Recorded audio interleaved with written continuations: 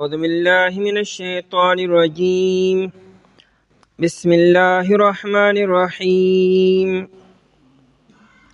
ولقد صدقكم الله وعده إذ تحسونهم بإذنه حتى إذا فشلتم وتنازعتم في الأمر وعصيتم من بعد ما أراكم ما تحبون منكم من يريد الدنيا ومنكم من يريد الآخرة ثم صرفكم عنهم ليبتليكم ولقد عفا عنكم والله ذو فضل على المؤمنين.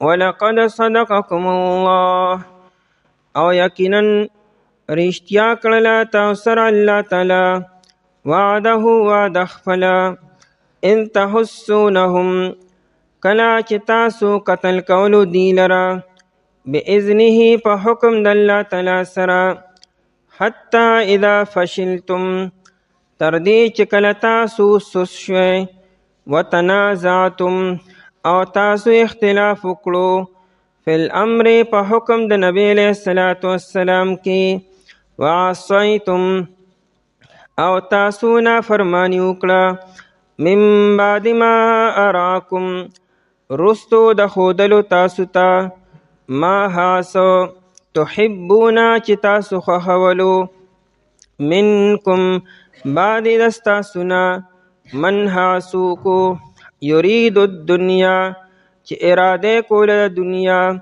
ومنکم او بعد استاسونا من یرید الاخره آسوکو چې اراده کوله د آخرت ثم صرفکم بیا الله تعالی واړولې تاسو عنهم د دې کافرانو نه لیبتلیکم د پاره دی چې ازمایي تاسو لره ولقد عفا عنکم او یقینا الله تعالی معافي وکړه تاسو ته والله ذو فضل الله تعالی خاوند فضل دی علی المؤمنین په مؤمنانو باندې.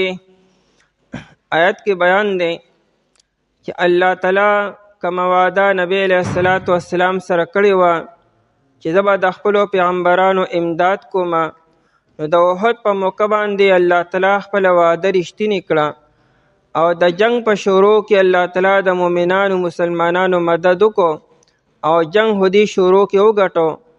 خو دا شکست چې وشو نو دا صرف په دې وجه چې تاسو مخالفت وکړو، د نبی علیه الصلاة والسلام د حکم مخالفت شو، د هغې د وجې نه ګټلی شوی جنگ تاسو بیلو. یعنی الله تعالی په خپله وعده کې خلاف ورزي نه ده کړې، الله خپله وعده پوره کړه، تاسو په شروع کې جنگ وګټو، خو که تاسو مخالفت نه وي کړی نو جنگ به همیشه تاسو ګټلی وي. برا ابن عازب رضی الله تعالی عنہ بخاری کې روایت دی، د دې احد دا واقعه په یو حدیث کې بیانې وی کله چې مونږ کافرانو سره مخامخ شو نو شروع کې مونږ چې حمله وکړه، ابو دجانه رضی الله تعالی عنہ، علی رضی الله تعالی عنہ او حمزه رضی الله عنہ د درې واړو حضراتو ناشنا په بهادرۍ سره حمله وکړه چې د کافرانو صفونه مات کړو او لومبۍ کې 2 کسان د هغې راووته میدان ته په نمبر باندې. د کافرانو یعنی پخوا زمانه کې به جنگ طریقه دا وه چې باقاعده د جنگ د شروع کېدلو مخکې به یو بهادر میدان ته راووتو او د 2 کسانو به مقابله وشوه. نو دغه شان 2 کسان د کافرانو په نمبر راووتلو او هغوی قتل شو. بیا باقاعده جنگ شروع شو او چې جنگ شروع شو نو د درې واړو حضراتو ابو دجانه او علی او حمزه رضی الله عنهم دې ډېر په ناشنا انداز کې حمله وکړه چې هغې سره کافرانو تښتېدلو. برا ابن عازب رضی الله عنه وی ما د کافرانو زنانه ولیدې چې هغې پنسې بره کړې وې او پنځیبونه یې ښکارېدلو او هغې غر طرف ته برختې د دې د یرې نه چې هسې مسلمانان مونږ قید نه کړي او وینځې رانه جوړې نه کړي.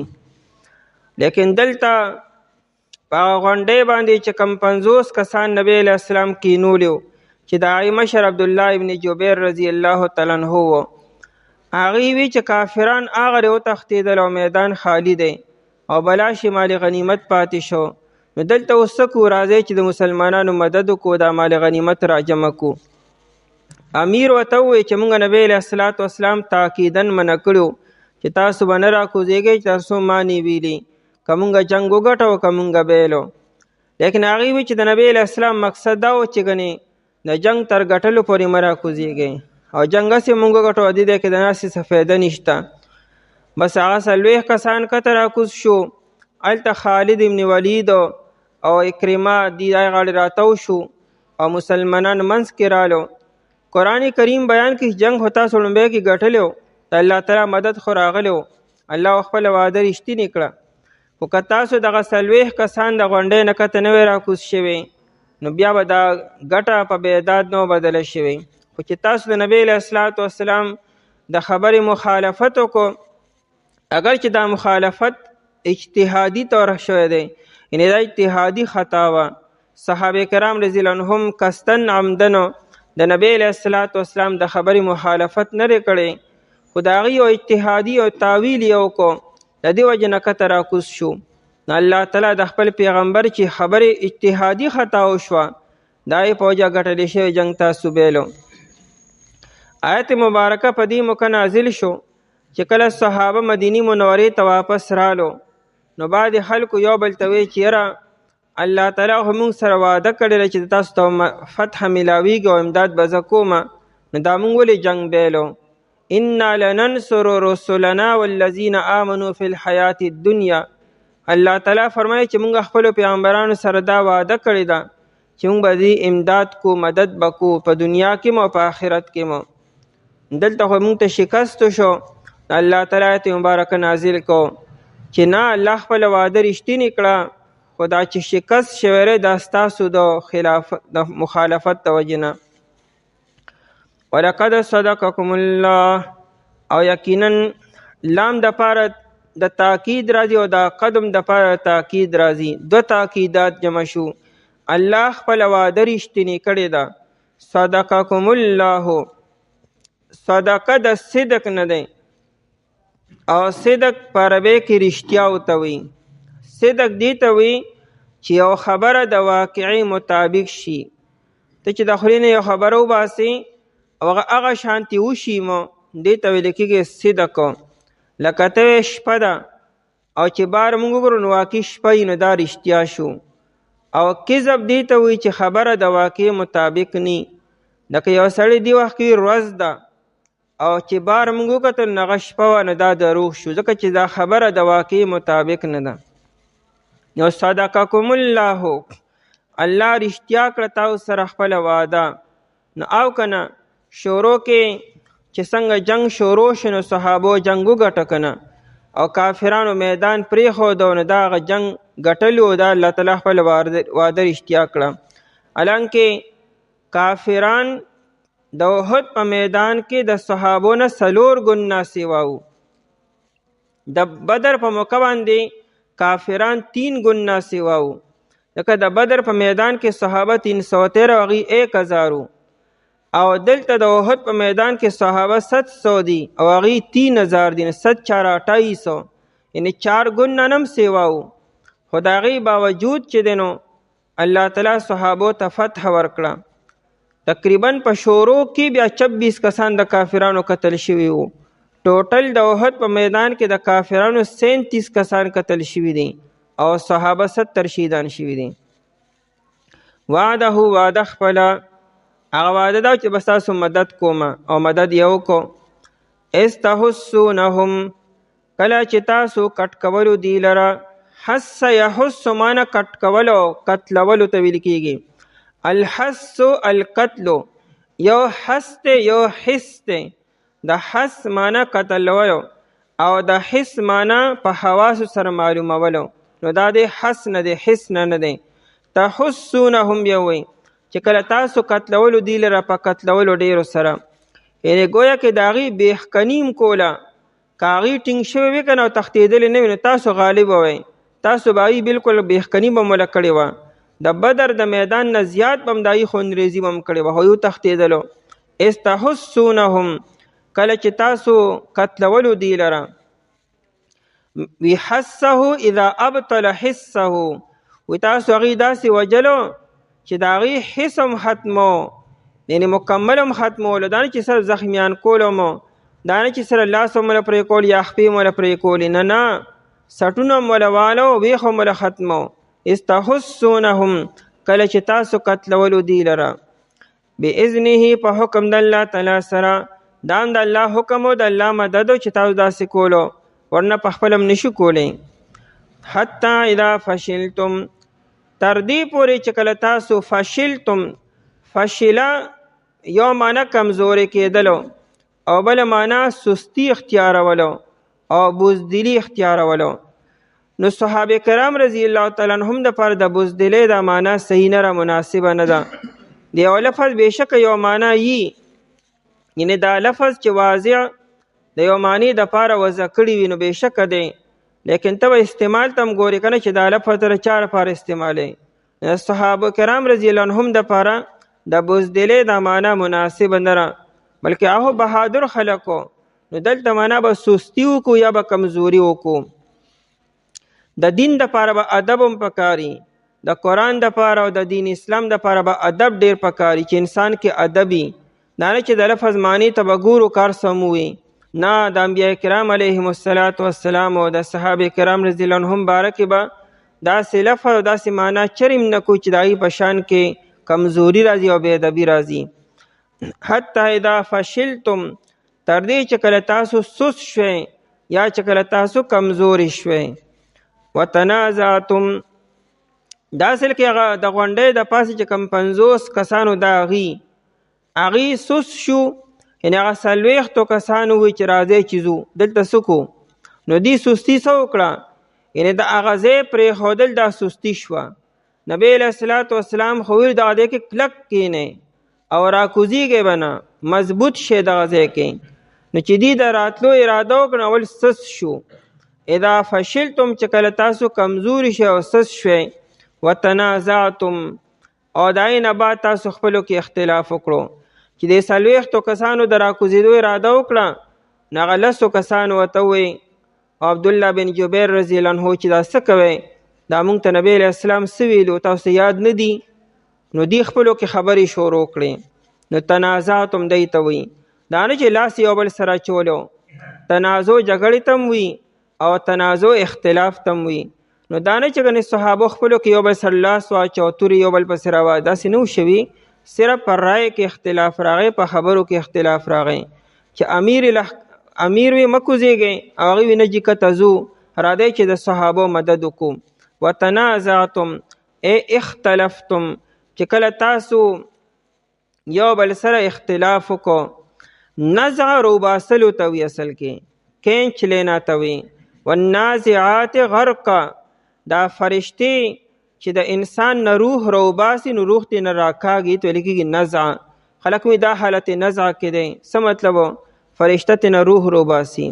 نو قرآن کریم تنازعتم وایي، یعنې گویا که تاسو یو بل نه ځان خلاصو، هغې ښکته راتلو او دې ورته یې لکه مه کوزېږئ کته، نو یو بل یې رانیسو، گویا که یو بل نه ځان دغه کې خلاصي. تنازعتم کله چې تاسو خپلو کې اختلاف وکړو. فی الامر د نبی علیه الصلاة والسلام په حکم کې الف لام غهدي دی، یعنی فی امر النبی صلی الله علیه وسلم د نبی علیه الصلاة والسلام په حکم کې. خدا اختلاف چې دا هم د رای اختلاف دی. وعصیتم او تاسو نافرمانی وکړه د نبی علیه السلام د حکم، نو دا نافرمانی اجتهادي شوې ده. صحابه کرام رضی الله عنهم دا نافرمانی قصدن عمدن نه کړې، بلکې دا تاویلن دی، یعنې دې تاویل وکړو او اجتهادي خطا ویل کېږي.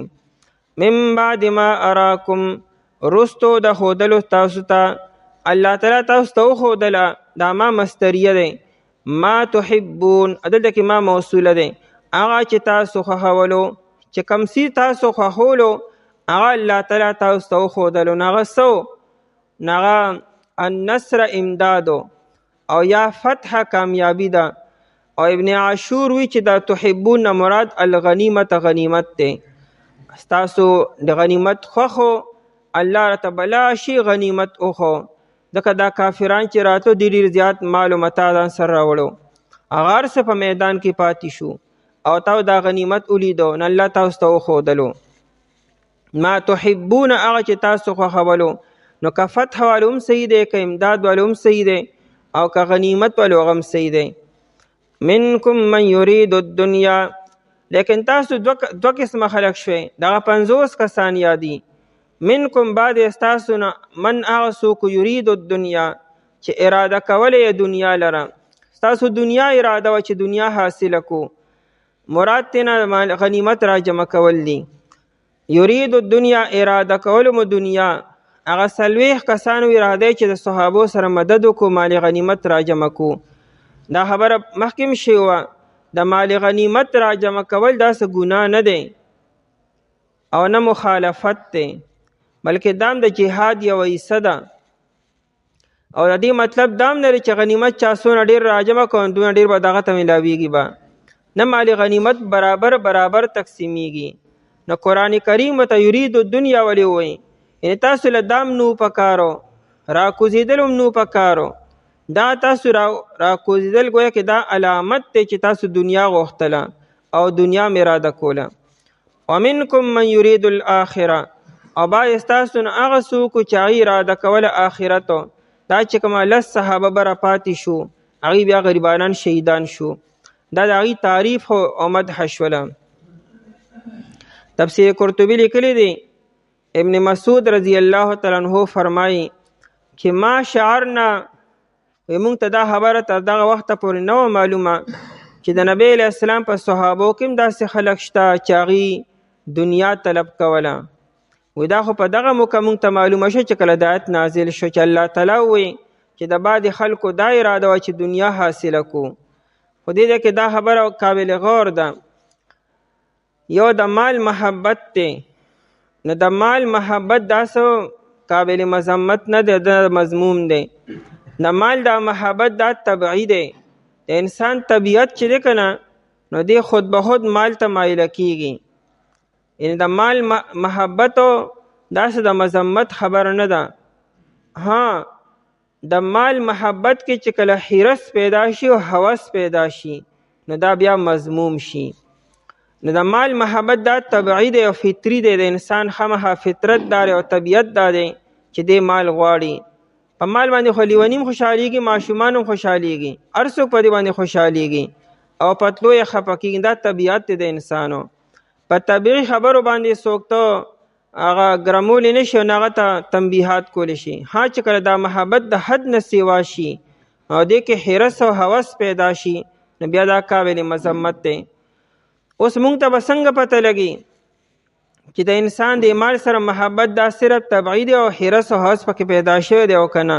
نو د هغې پهچان به داسې کو که چېرې د مال په محبت کې د انسان نه واجب حکم پاتې شو، د الله یو حکم دی واجب دی، هغه د انسان نه فوت شو یا مؤخر شو، نو پوه شه د مال محبت صرف محبت نه دی، دې کې حرص هم دی او هوس سره هم دی. او کنه د مال د سره شته او محبت هم شته، خو ستا نه واجب حکم نه پاتې کېږي، واجب حکم بالکل په ټایم باندې پوره کېږي، نو پوه شه چې دا قابل ملامتیا او قابل مذمت نه دی. صرف زمونږ ستاسو د صحابه کرامو کې دقه فرق دی چې صحابه کرام رضی الله عنهم نه د مال د محبت د وجې نه دا شریعت یو حکم نه پاتې شوی، نو دا قابل مدح دي. او زمونږ نه اکثر بیا د شریعت احکامات پاتې شي، د دې وجې نه د مال محبت ټیک دی، خو دا د حد نه سیواوالی صحیح نه دی. ثم صرفکم، بیا الله تعالی واړولی تاسو چې تاسو شروع کله فتح وموندله، الله تعالی تاسو واړولی عنهم د دې کافرانو نه، ان الله تعالی خپل مدد رو واغسته واپسو، لکه تاسو د نبی علیه السلام د حکم خلاف ورزي وکړه. لیبتلیکم، د پاره دی چې الله تعالی ازمایي تاسو لره. په دې کې مد الله تعالی بلا حکمتونه وو چې لومبی کې تاسو جنگ وګټو، بیا تاسو د نبی علیه السلام د حکم خلاف ورزي وکړه، بیا تاسو جنگ بیلو. په دې کې بلا حکمتونه دي، الله تعالی ازمایش غوښتلو چې تاسو ته بیا آینده هوښیار اوسیږئ. دارنګې چې الله تعالی په تاسو کې کوم منافقان پاتې دي د هغوی پته ولګي. لیبتلیکم، بل دا پکې یو حکمت چې تاسو د نبی علیه السلام د خبرې قدر معلوم شي. دا خو ډېره اهمه خبره ده چې الله تعالی د نبی علیه السلام په یو خبر باندې مونږه ګټلی شوي جنګ بیلو، نو که آینده مونږ چې ته قصدن داسې خلاف ورزي وکړي بیا به څونه نقصان کېږي. ولقد عفا عنکم او یقینا دا لام د پاره تاکید دی او قدم د پاره تاکید دی او د لام ته موطئه للقسم وی دا د قسم معنا ورکی او معنا به داسې کو ولقد او قسم دی چې یقینا عفا عنکم الله معافي کړی رتا اوستا یعنی کومه غلطي چې وشو به هر حال هغه څلوېښتو کسانو نه کومه غلطي وشو یا نورې چې کومې غلطۍ تاسو نه وشوې هغه ټولې الله تعالی تاسو ته معاف کړې یعنی د احد په میدان کې چې کومې غلطۍ شوي دي هغه ټولې الله تعالی معاف کړې دا آینده خلکو ته وایي چې ګوره اوس تاسو هسې نه چې دې وخت کې کښېنئ او صحابه کرام خپله نشانه جوړه کړئ او تاسو وایئ چې پلانکي داسې او پلانکي داسې او پلانکي داسې نه بس الله ورته معافي کړې ده اوس به څوک که په ښه تذکره کولی شي لیکن دا چې د مذمت په طور باندې به تذکره نه کوئ ولقد عفا عنکم او یقینا الله تعالی معافي وکړه تاسو ته ایت هم لوی تسلی ملو شه صحابو ته مو بخاری کې روایت دی ابن عمر رضی الله عنه حج راغلو نو یو سړی راغی د دې مصر د خلکو عثمان رضی الله عنه سره ډېر بغض و هغه به ډېر اعتراضات کولو نو دغه سړي د ابن عمر رضی الله عنه نه تپوس وکړو وایي دا راته ووایه چې عثمان رضی الله عنه د بدر په جنگ کې و نه ته نه پای کې خو نو نو دا راته ووایه چې عثمان رضی الله عنه د احد د میدان نه تښتېدلی و او ته آو وی دا راته ووایه چې عثمان رضی الله عنه بیعت الرضوان چې کم شو د حدیبیې هغه 1450 صحابو چې د نبی علیه السلام په لاس بیعت کړو په دې کې عثمان رضی الله عنه و نو وی نه نو پکې نو هغه سړي وی الله اکبر څه مطلب چې دا درې موقع د فضیلت دي او د مرتبې دي په دې درو موقع کې عثمان رضی الله عنه نشته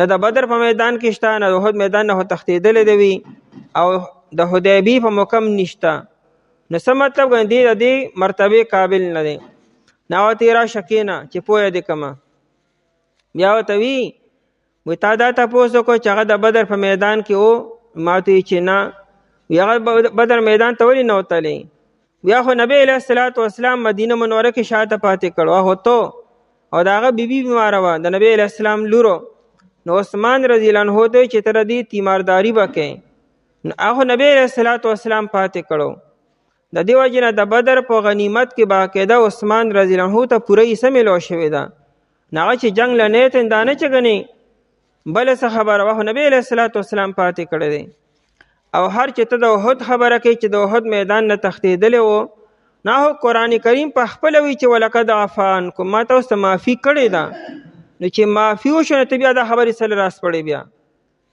او ته د حدیبیې خبره کوي د بیعت الرضوانو نو دغه ټول بیعت خو د عثمان رضی الله عنه دپاره شوی و که نه په دغه 1450 صحابو کې بهترین سړی عثمان رضی الله عنه و هغه نبی علیه السلام مکې مکرمې ته ولېږو چې لړ شه مکې والا ته ووایه چې موږ ولې د جنګ په اراده نه یو راغلي موږ عمرې له راغلي یو اول ته هغه کافرانو ایثار کو او غلط خبر راغی چې عثمان رضی الله عنه هغې شهید کو نو نبی علیه السلام 1450 صحابو نه د عثمان رضی الله عنه د قتل لپاره بیعت واغستو چې دې بدله به اخلو اوسو او چې نبی علیه السلام د ټولو صحابو د بیعت نه فارغ شو نه هیرې کې د خپل یو لاس راوت په دې بل لاس یې کېښودو وی دا لاس د عثمان دی وی دا خو ټولو بهترین بیعت خو دک کو د عثمان رضی الله عنه دپاره که عثمان په خپله موجود دونه بهتر بڼه چې نبی علیه السلام خپل لاس په بل لاس کې دا د عثمان لاس دی وی زه اوس چې کوم خازین وځم نو قرآني ولقد عفا عنکم یقینا الله تعالی معافي وکړه تاسو ته لہذا چاته دې جات نشته دی چې صحابو مذمت بیان کی یا نقص بیان کی دا ټول پاک خلق دی بهترین خلق دی او کله دې منځ کې څه شوي دي نو هغه موږ ته جات نشته چې موږ د هغې تذکیرې وکړو هغه الله تعالی د هغې فیصله کړي والله ذو فضل او الله تعالی خاوند د فضل دی علی المؤمنین په مؤمنانو باندې الله ډیر فضل کرم کی په مؤمنانو باندې کړی دی او کی آینده کې به هم کی او یقین رشتہ کړه تاسو سره الله تعالی وعده خپله کله چې تاسو قتلولو دی لره په حکم د الله تعالی سره تر دې چې کله تاسو کمزوري شوئ او تاسو اختلاف وکړو په حکم د نبی علیه السلام کې او تاسو نافرمانی وکړه رستو د ښودلو تاسو ته هغه څه چې تاسو خوښولو باید ستاسو نه څوک چې اراده کولی دنیا لره او باید ستاسو نه څوک چې اراده کولی آخرت لره بیا الله تعالی واړولی تاسو د دینه دپاره دی چې وزمایي تاسو لره او یقینا الله تعالی معافي کړی تاسو ته الله تعالی خاوند د فضل دی په مؤمنانو باندې. اعوذ بالله من الشیطان الرجیم بسم الله الرحمن الرحیم إذ تسعدون ولا تلون على أحد والرسول يدعوكم في أخراكم فأصابكم غما بغم لكي لا تحزنوا على ما فاتكم ولا ما أصابكم والله خبير بما تعملون. إذ تسعدون کله چې تاسو برختلې ولا تلون او تاسو مخ نه اړولو علی احد هیچا طرف ته والرسول يدعوكم حال دا دی چې پیغمبر را بللو تاسو لره فی اخراکم رستو دستاسو نه فاصابکم پس الله تعالی او رسول تاسو ته غما بغم غم لرا په بدله د غم کې لکی لا تحزنو د پاره دی چې تاسو غمجن نشئ علی ما فاتکم په هغه څه چې فوت شو ستاسو نه ولا ما اصابکم او نه په هغه څه چې ورسید تاسو ته والله خبیر او الله تعالی خبردار دی بما تعملون په هغه څه چې تاسو یې کوئ. آیت مبارکه کې د غزوه احد د واقعې څه خبرې بیاني.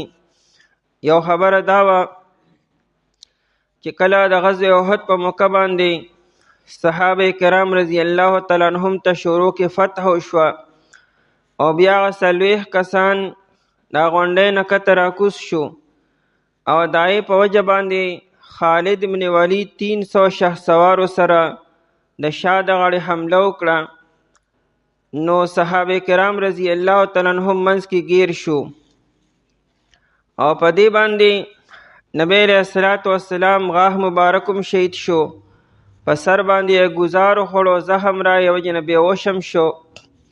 شیطان دا आवाज وکړو چې نبی علیہ السلام شهید شو. پای سره صحابه کرام رضی الله عنهم حوصله بیلې او چا یو خامخ کړه چا بل خوا او ظاهر خبره چې کله هنګامي حالات جوړ شي انسان یو خبرې ته ذهني تیار نی نو داسې حالات بیا راځي. انسان ځان له د بچاو ځای ګوري نو څوک یو خامخ کې څوک بل خامخ کې داسې قسمه خوف راتلل دا د انسان طبیعت دی. خوف او یره په پیغمبر هم راځي.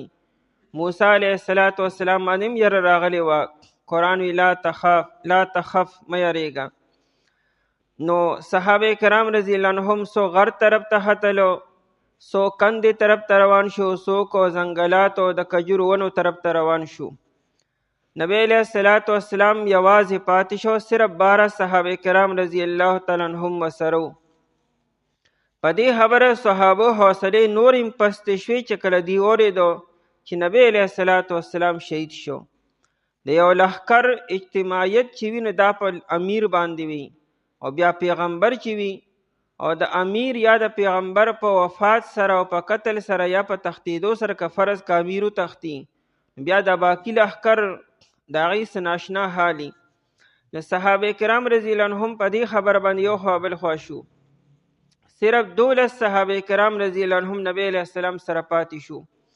نبی علیہ السلام اوازونه کول چې ای صحابو زه دا ځیمه خو یو نبی علیہ السلام په کنده کې و. دا کنده د حنظله رضی الله عنه والد صاحب چې دی پلارو ابو عامر الراهب چې دا منافق دا کنده د کنستې وه او دم دا شیطانت کړو دا کنده دې لپاره کنستې وه چې دې کې مسلمانان رو ورځېږي. یو نبی علیہ السلام لاندې و کنده کې دویم د کافرانو دونه شورو چې پای کې د نبی علیہ السلام आवाज خلکو نه اورېدو او که چا आवाज اورېده نو پہچان یې نشي کوی دا د نبی علیہ السلام आवाज دی ځکه خبر خو خور شو چې نبی علیہ السلام شهید شوی دی. کعب بن مالک رضی الله تعالی عنہ چې هغه نبی علیه السلام ولیدو او د نبی علیه السلام د مخ چمک وخو. هغه امام نبی علیه السلام د مخ په چمک باندې وپیژندو. ویمه چې نبی علیه السلام خدا دی. هغه بیا په زور باندې آواز وکړو په میدان کې چې نبی علیه السلام ژوندی دی او تاسو رابلي. په دغه آواز الله تعالی صحابو غوږونو ته ورسو او ټول را واپس شو. نبی علیه السلام اعلان وکړو چې الی عباد الله، د الله بندگانو ما طرف ته راشه، الی عباد الله. او بیا نبی علیه السلام دا اعلان وکړو چې من یکر دخل الجنة، چا چې حمله وکړه جنت ته داخل شو، یعنی را واپس شو حمله وکړې شابه. بس په دې اواز باندې صحابه کرام رضی الله تعالی عنهم را جمع شو. الله تعالی منظم کړو او بیا چې حمله وکړه نو کافرانو تښتېدلو. نو آیت کې بیان کی چې تاسو دغه منظر او دغه کیفیت چې تاسو یو حبل خواو تښتېدئ او الله تعالی بیا تاسو را جمع کړئ. استسعدون ولا تلون، کله چې تاسو بره ختلی. اسعد یسعدو، اسعادن کې درې معنی جمع شوي دي. یو دا چې بره ختلو، دویم دا تیز تللو او دریم لرې تللو. دا درې واړه معنی چې را جمع شي نو تسعدونه. تاسو برم خطې یعنی غر طرف ته او تیز هم روان وئ او ډیر لرې لاړئ. په لږ ساعت کې دومره تیز تاسو لړئ چې تاسو مای سره بیا بره خطې غونډو طرف ته او د کجورو ونو طرف ته او بره غر طرف ته او ډیر تیز روان وئ، لرې لاړئ. استسعدونه. امام ثعلبی رحمت الله علیه لوی امام دی. د کتاب د فقه اللغت و سر العربیه نه کې د ناشنا جملې لیکلي دي. نو دی وی کل ارض مستویه فهو سعید، وی کوم ځمکه چې همواره وي، پای کې کندې کپرې ني، ښکته او بره نشیب او فراز پکې ني، نو هغې ته سعید وي. د ځمکې مخ چې هموار وي ته سعید وي، کې سواد سره سین سره نه، سعید سین سره نیکبخته ته وي او سعید سواد سره هموار ځمکې ته وي. نو کل ارض مستویه، وی هر هغه ځمکه چې برابر وي او همواره وي، وی دې ته سعید ویل کېږي. نو دا سعید نه دی. دا استسعدونه کله چې تاسو په همواره ځمکه باندې تیز روان وي او څوک یو خوا څوک بل خوا. یو صعود دی، هغه غر بره ختو ته وي، ضد د نزول دی. نزول د بر نه ښکته راتلو ته وي او صعود د ښکته نه بره تلو ته ویل کېږي. نو دا تسعدونه دی. تاسو بره نه ختئ، تاسو مطلب څوک په همواره ځمکه روانو، څوک کجورو ونو طرف ته روانو او څوک غر طرف ته ختلو. استسعدونه دا د مخکې آیت کې صرفکم سره متعلق دی. استسعدونه کله چې تاسو بره ختلی او تیز روان وئ. ولا تلونه او تاسو مخ نه اړولو. تلونه د لیون نه دی.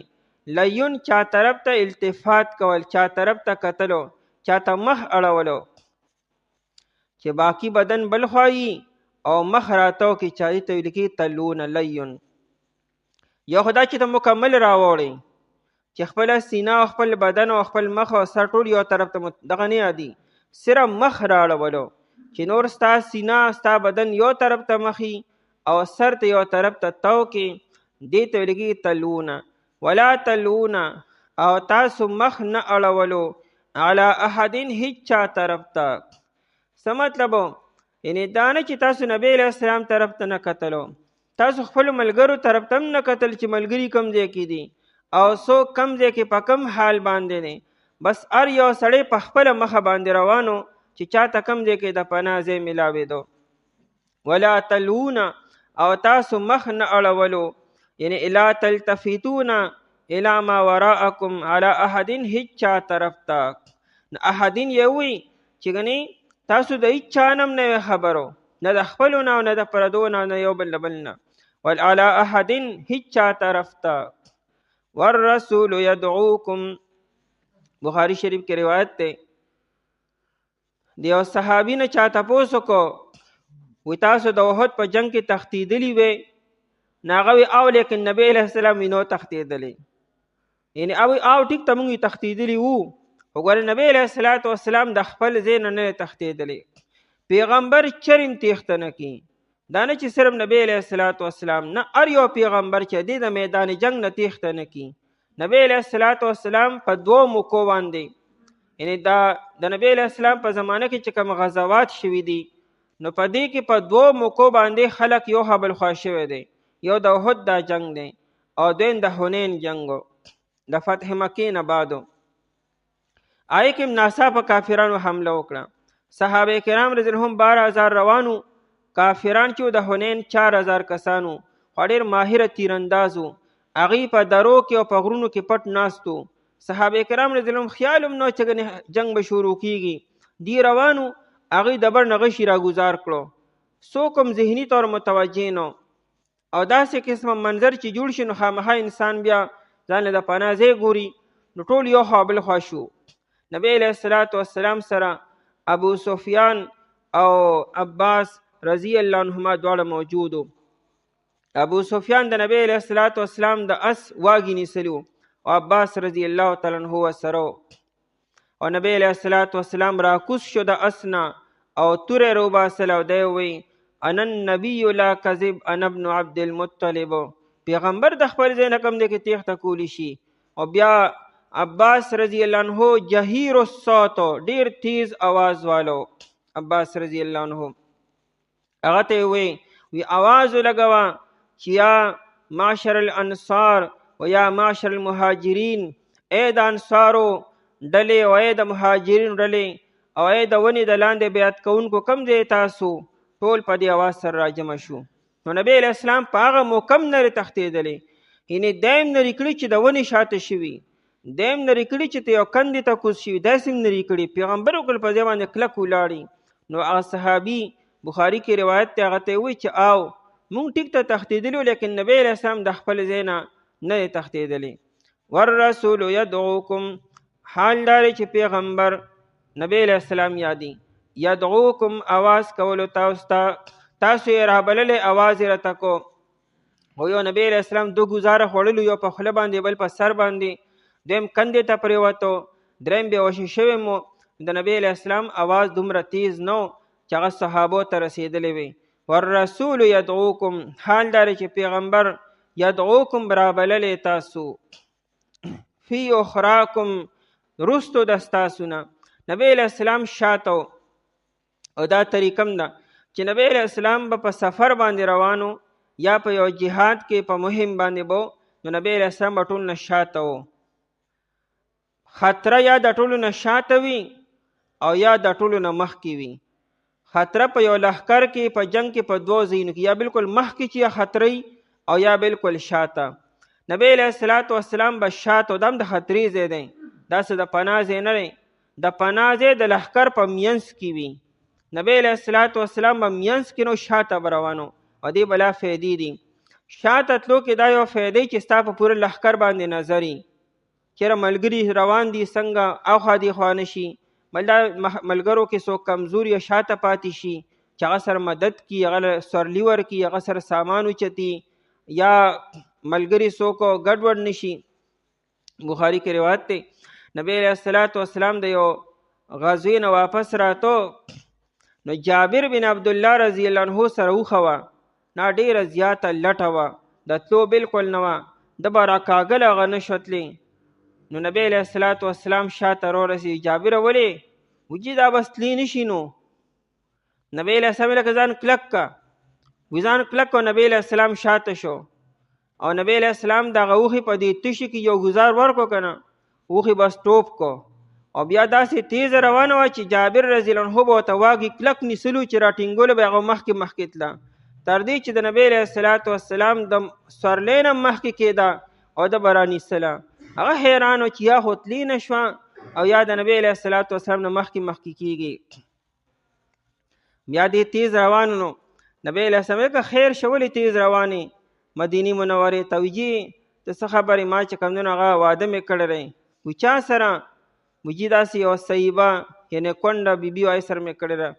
نو ولې پیغلې سره دې ولې نکاح نه کو؟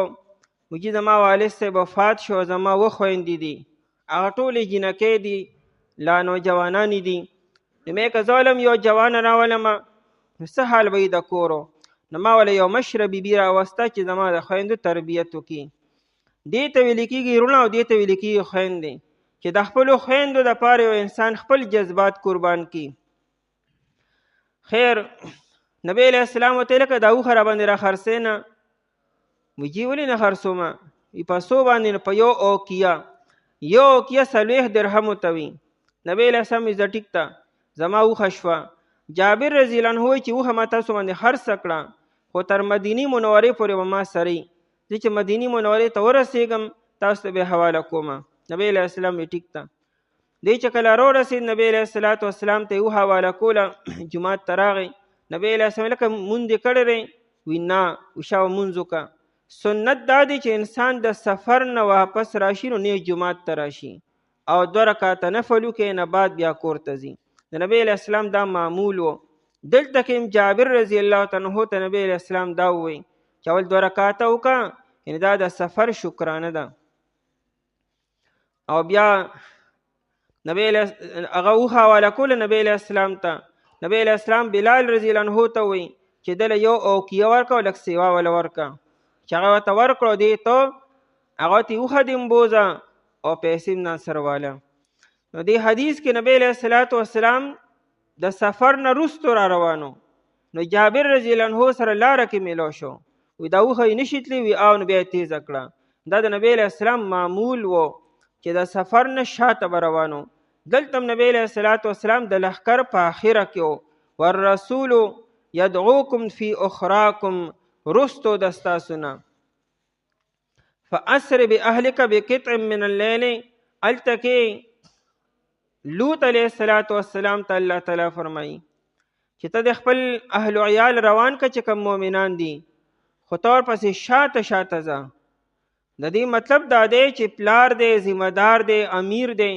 دا ولې زمونږ تبلیغي جماعت امیر شاته رواني ولې رواني؟ دا بقیه سنت دی.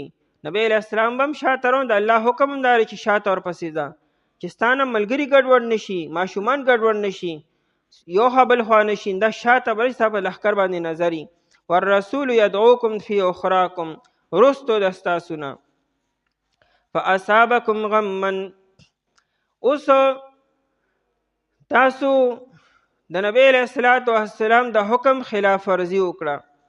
اشاره هغه 40 کسانو طرف ته ده چې کوم 40 کسان راکوز شو د نبی علیه السلام د حکم خلاف ورزي وشوه. مونږ بار دا خبره کړې چې دا خلاف ورزي قصدن عمدن نه شوې، دا اجتهادي خطا وه. لیکن د نبی علیه السلام د حکم خلاف ورزي که اجتهادي خطا هم وي، د هغې باوجود الله تعالی پې خفه کېږي. د هغې وجې دا نقصان شو چې ګټلې شوی جنګ تاسو بیلو. فاصابکم، پس الله تعالی ورسو تاسو ته. ثواب بدلی ته ویل کېږي. فاصابکم، الله تعالی بدله درکړه تاسو ته. غمن بغم، غم بغم په وجه د غم. غم څه ته ویل کېږي؟ پټولو ته وي. غم یغم، پټولو ته ویل کېږي. دې غم ته غم ولې وي؟ دا انسان پټ کی، انسان بیا پس پوهیږي نه، څه نه خبر هم نی. فین غم علیکم الهلال، نبی علیہ السلام فرمایي چې تاسو کله میاش ګورئ د رمضان دپاره او یا د اختر دپاره، نو تاسو وګورئ کچرې میاش تاسو نه پټه شوه، څه مطلب وریزده یا دون دی تاسو ته میاش نه ښکاري. دیونه کچرې میاش نه، میاش خو یي ولې بني، خو تاسو ته به نه ښکاري. ستاسو سورسز به دونه نه چې تاسو په وریځ کې او یا په دون کې میاش وینئ. هلته کې غمه کچرې پټه شي په تاسو باندې. فاصحابکم، پس الله تعالی ورسو تاسو ته غمن، غم لره. بغمن، دا بغمن کې دا با چې ده د دې یو معنی دار چې دا دپاره سببیت ده. په سبب د غم تاسو د الله نبي ته غم ورسو، الله تعالی د هغې د وجې نه تاسو ته غم ورسو. تو د الله تعالی نبی ته څنګه غم ورسو؟ تو د نبی علیه السلام د حکم خلاف ورزي وکړه. نو خلاف ورزي خو 40 کسانو کړې ده، لیکن اثر یې په ټولو باندې وشو. هغه 40 کسان راکوز شو، په دې نبی علیه السلام ته غم ورسېدو. د هغې د وجې نه الله تعالی تاسو ته غم ورسو، یعنې تاسو ګټلې شوي جنګ بیلو او تاسو زخمیان هم شو، تاسو کې بلا شي شهیدان هم شو. الله تعالی ته د نبی علیه السلام د خبرې ډیر قدر دی. الله تعالی د نبی علیه السلام خبره معمولی نه ګڼي. تاسو ولې د نبی علیه السلام د خبرې خلاف ورزي وکړه؟ او یا دا با چې را دا په معنا د مع سره ده، غمم بغم، یعنی غمن مع غم. الله تعالی تاسو ته غم ورسو سره د غم، نو مراد نه بیا پی در پی غمونه دي. د غزوه احد په موقع صرف یو غم نه ډیر غمونه جمع شوي دي. یو خدا چې تاسو شروع کې جنگ وګټو او بیا هم بیلو، او دا ډیر لوی صدمه. انسان که په شروع کې شکست وخوري دام صدمه ده، خو چې کله ته جنگ وګټې او بیا یې بیلې نو دا دوګنه صدمه شي. چې ستا لاسه له یو فتح راله او بیا ستا د لاسه لړ شي، نو په دې انسان بیا ډیر افسوس کی. نو اصابکم غم، یو دکه غم شو. دویم دا چې تاسو وره چې نبی علیه السلام شهید شو، نو دا بل غم و چې د هغې د وجې نه د خلکو د لاسه تورې پرېوتې. دریم دا چې تاسو زخمیان شوې. څلورم دا چې په تاسو کې 90 کسان شهیدان شو. او پنځم دا چې په خپله نبی علیه السلام مخ مبارک زخمی شو، نو تاسو دکه غم هم ډېر ورسېدو. نو ډېر غمونه په دغه موقع باندې جمع شو. لکی لا تحزنو، دا لام د پاره تعلیل دی. الله تاسو ته پی در پی غمونه ولې در ورسولو؟ لکی لا تحزنو، د پاره دی چې تاسو غمجن نشئ. چې غمجن نشئ علی ما فاتکم، په هغه څه چې ستاسو نه فوت شو. وی الله تعالی تاسو ته بار بار غمونه در ورسولو، ډېر غمونه یې ولې چې تاسو غمجن نشئ. عجیبه خبره ده، انسان ته چې غم رسیږي نو غمجن کیږي منه ولې سو؟ یو خوا قرآن وی الله تعالی تاسو ته پی در پی غمونه در ورسولو، بل خوا وی چې تاسو غمجن نشئ. نو مطلب دا دی چې کله انسان باندې غټ غم راشي نو واړه غمونه بیا د انسان نه هیر شي. او دویم دا چې کله انسان باندې غمونه ډیر راشي نو بیا دا غمونه ته بیا آسان شي. او چې کله غم اړو چې تراغلی نی او راشي د هغې بیا نقصان ډیر زیات دي. الله تاسو ډیر غمونه در ورسولو چې تاسو سره عادت شئ، او چې دا غم د ته بیا غم نه ښکاري. او چې تاسو ته غټ غم در ورسېدو نو واړه غمونه به تاسو ته آسان شي. او واقعي بیا صحابه کرام رضی الله عنهم غمونو سره عادت شو. چې کله دی دغه ټایم کې اور چې نبی علیه السلام شهید شوی دی، نو بیا وروستو چې کله نبی علیه السلام په حقیقت کې وفات شو، ناکه غم بیا صحابو ته اسانو، ځکه مخکې دا غم لیدلو په هغه میدان جنگ کې. او یو غم نو کنه بلا غمونه جمع شي وو. نو کله کله دا غمونه هم د انسان دپاره ښه انسان کې حوصله او صبر پیدا کی. علی ما فاتکم، په هغه څه چې فوت شو ستاسو نه. فوت شوي دوه خبرې دي، یو فتح او د مال غنیمتو. ولا ما اصابکم، او نه په هغه څه اصابکم چې ورسېد تاسو ته، دا چې کم قتل شو یا کسان شهیدان شو یا چې کم شکست تاسو ته وشو. ولا ما اصابکم، کله چې تا ته تکلیف در ورسېدو نو د حد نه زیات غم مه کوه. او چې کله یو څیز تا نه فوت شو نو په دې باندې د حد نه زیات غم مه کوه. بس چې فوت شو دا ستا د لاسه لړو، مزید غمونه پې مه کوه، که نه مایوسي به پیدا شي. د عربۍ کې یو واقعه ده، یو سړي یو مرغۍ ونیسله، د دې چنچړې برابر یو مرغۍ وه.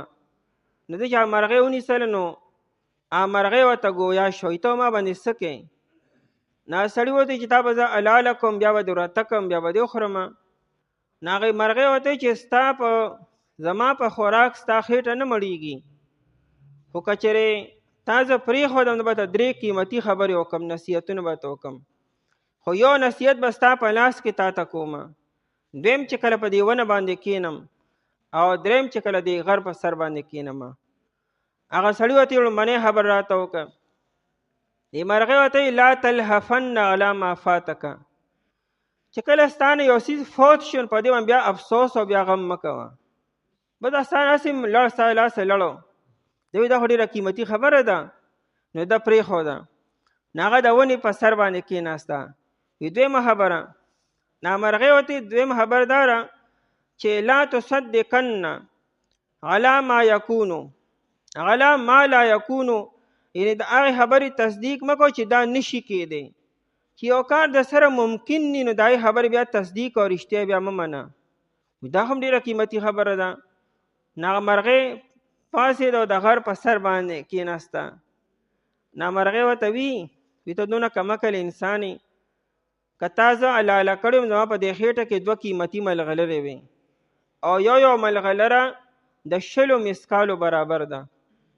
نو به دې سړي دا شونډې په دې غاښونو کې رابندې کړ او ګوتې چې دا څه وشو، لاسونه خو مې قیمتي سرمایه لاړه. وي زه دا درېیمه خبره خو راته وکړه که نه. وي تا په هغه 2 کم ځای عمل وکړو. تا ته ما وی چې لا تلهفن علی ما فاتک، ستانه چې یو څیز فوت شي په دې افسوس مه کوه. تا افسوس شروع کړو، زه خو ستا د لاسه تلې مسیم او تا هغه شونډې او لا ګوتو باندې چکونه لګئ. او دویم دا چې تا ته ما وی چې لا تصدقن، تصدیق مه کوه د هغه خبرې چې ممکن ني. وي زما دا وزرې، زما دا غوښه، زما ټول بدن چې یو دی شي دا 10 مسکاله نه دي، زما په خېټه کې 10 مسکاله د کم ځای نه رالو. بیا دا ممکن ده چې ته به ومني او ته هغې باندې افسوس کوې. وي ته د درېیمې خبرې اهل نه، نو بس هغه والوته.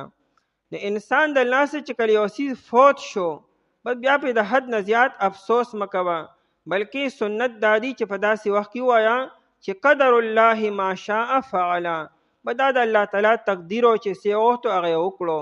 کان امر الله قدرا مقدورا والله خبیر، او الله تعالی خبردار دی. خبیر د خبرن نه دی، خبره یخبرو خبرن. خبرن اصل کې په پټو خبرو باندې خبردار کېدو ته وي، په باطینی خبرو په پټو خبرو باندې اطلاع موندلو ته خبرن ویل کېږي. چې انسان په پټو خبرو باندې خبردار شو نو په ښکاره خبرو به خامخا خبرداري. والله خبیر، الله تعالی خبردار دی بما تعملون، په هغه څه چې تاسو کوئ. تاسو په پټو خبرو الله تعالی خبردار دی، نو په ښکاره به ولې خبردار ني. کله چې تاسو بره ختلی او تاسو مخ نه اړولو هیڅ چا طرف ته، حال دا چې پیغمبر علیه السلام आवाज کولو تاسو ته رستو د ستاسو نه، پس الله تعالی ورسو تاسو ته غم په وجه د غم د پاره دی چې غمجن نشئ تاسو په هغه څه چې فوت شو ستاسو نه، او نه په هغه څه چې ورسېد تاسو ته. الله تعالی خبردار دی په هغه څه چې تاسو یې کوئ. اعوذ بالله من الشیطان الرجیم، بسم الله الرحمن الرحیم. ثم أنزل عليكم من بعد الغم أمنة نعاسا يغشى طائفة منكم وطائفة قد أهمتهم أنفسهم يظنون بالله غير الحق ظن الجاهلية يقولون هل لنا من الأمر من شيء قل إن الأمر كله لله يخفون في أنفسهم ما لا يبدون لك يقولون لو كان لنا من الأمر شيء ما قتلنا هاهنا قل لو كنتم في بيوتكم لبرز الذين كتب عليهم القتل إلى مضاجعهم وليبتلي الله ما في صدوركم وليمحص ما في قلوبكم والله عليم بذات الصدور. ثم انزل عليكم، بیا الله تعالی نازل کړه پتا سو باندې من بعد الغم، رستو د غمنا، امنتن اطمینان، نعاسا یعنی پرکالی، یغشا طائفة منکم چې پټولی یو ډله د ستاسو نه، وطائفة او بله ډله قد اهمتهم انفسهم چې یقینا فکرمند کړي دي لره نفسونو د دي، یظنون بالله دی ګمان کولو په الله تعالی، غیر الحق ناحق ګمان، ظن الجاهلیه پشان د ګمان د جاهلانو، یقولون دیوی هل لنا آشته زمونږ د پاره، من الامر د معاملینا، من شیء سیسا، قل او نبی علیہ الصلاة والسلام ان الامر كله بیشک اختیار ټول چې دی لله خاص الله تعالی د پاره دی، یخفون فی انفسهم دی پټوي په نفسونو خپلو کې ما هاسو لا یبدون لکه چې دی نه ښکاره کوي ستا مخې ته یقولون دی وایي لو کان لنا کچرې وي زمونږ دپاره من الامر د معاملې نه شیون سسیز ما قتلنا مونږ به نه وژلي شوي ها هنا دلته کې قل اوه پیغمبر علیه الصلاة والسلام لو کنتم فی بیوتکم کچرې وی تاسو په کورونو خپلو کې لبرز الذین خامخا راوتي به هغه کسان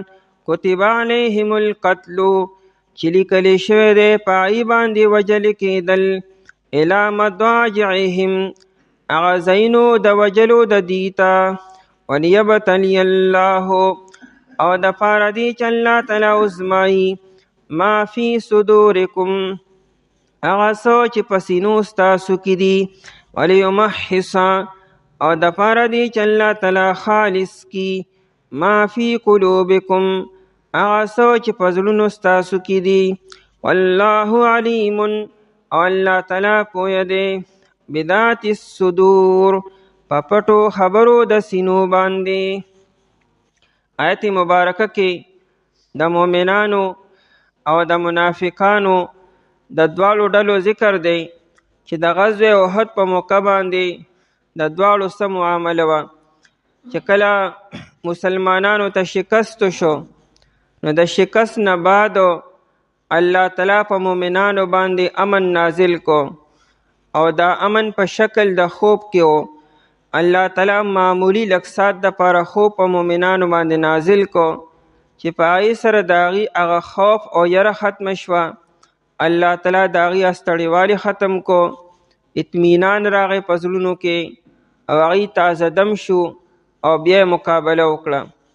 لیکن چې کم منافقانو نو د هغوی یره نورم سیوا شوه په هغوی باندې دغه امن او پرکالي او د خوب یې نو راغلی نو د هغوی غم نورم سیوا کېدو فکر یې نورم سیوا کېدو او د هغوی د خولې نه قسمه قسم الفاظ ختلو.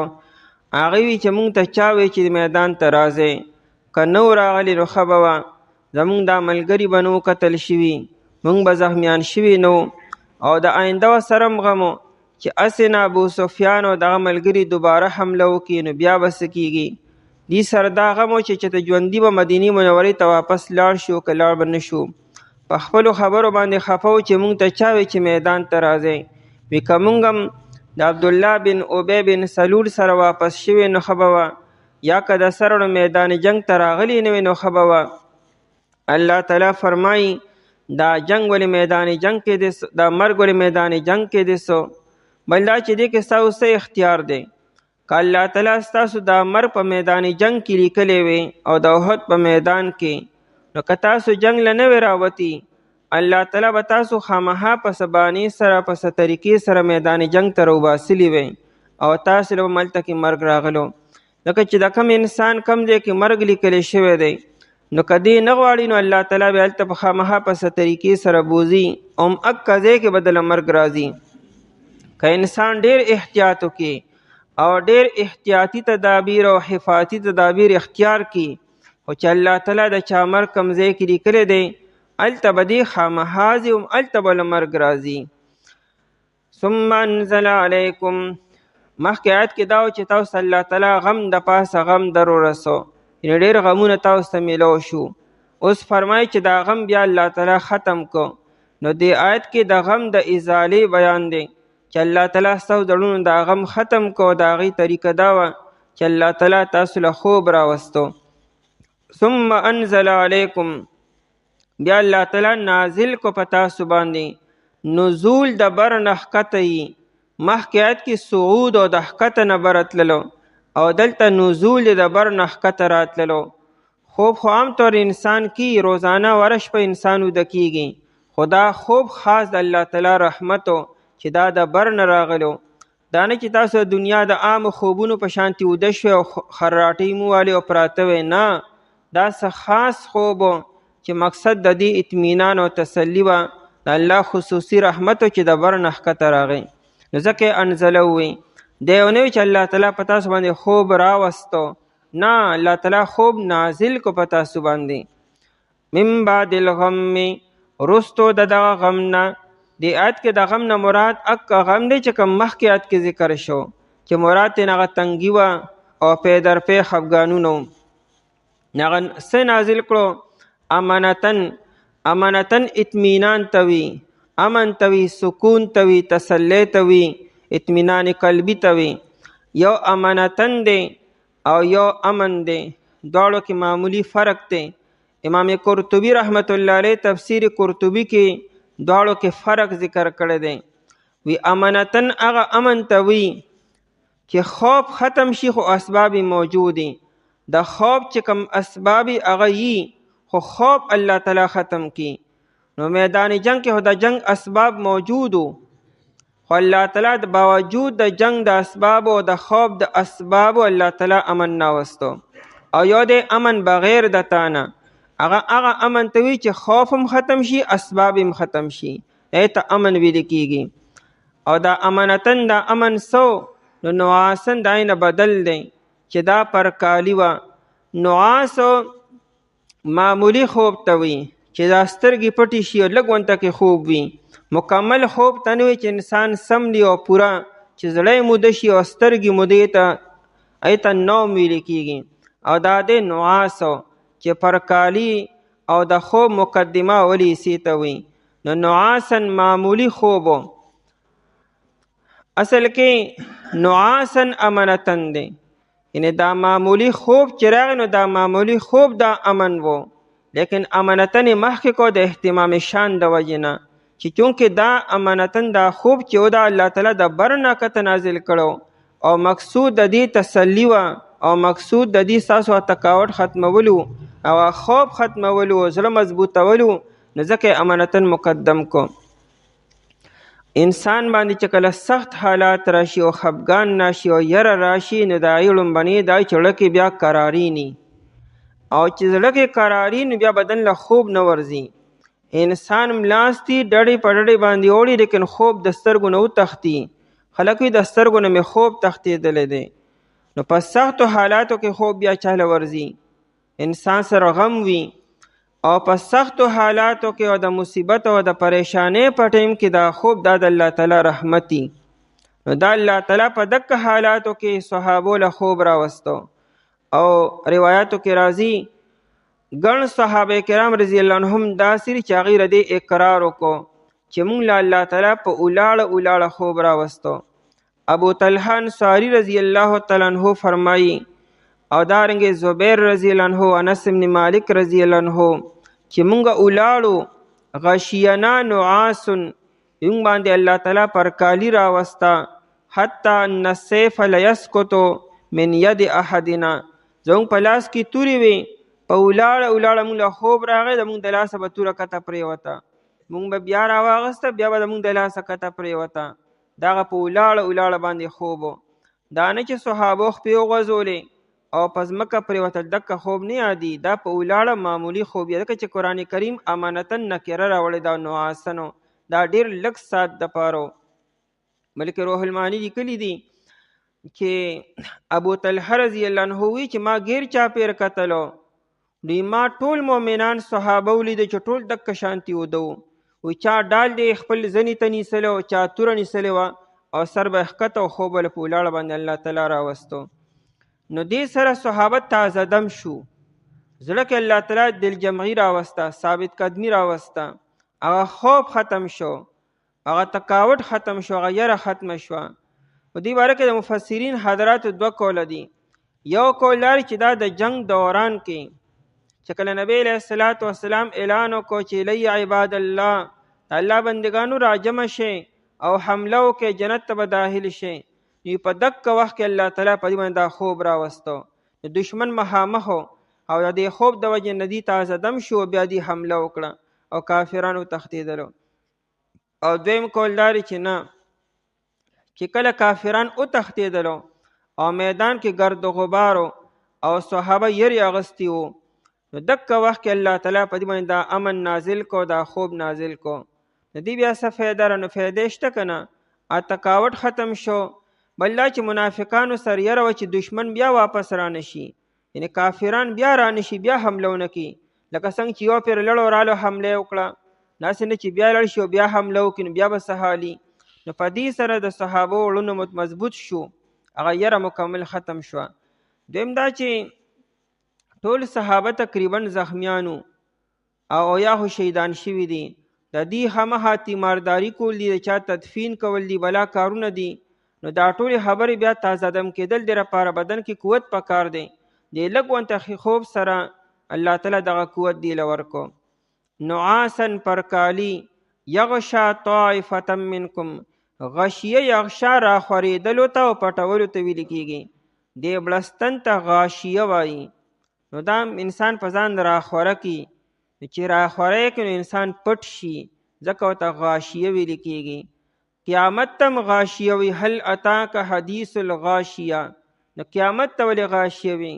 د قیامت دا منظر چې دا به انسان پټ کی، انسان په هوش و حواس باندې به غلبه وکړي، یا به څوک د چانه نی خبر چې زما په خوا کې څه دي.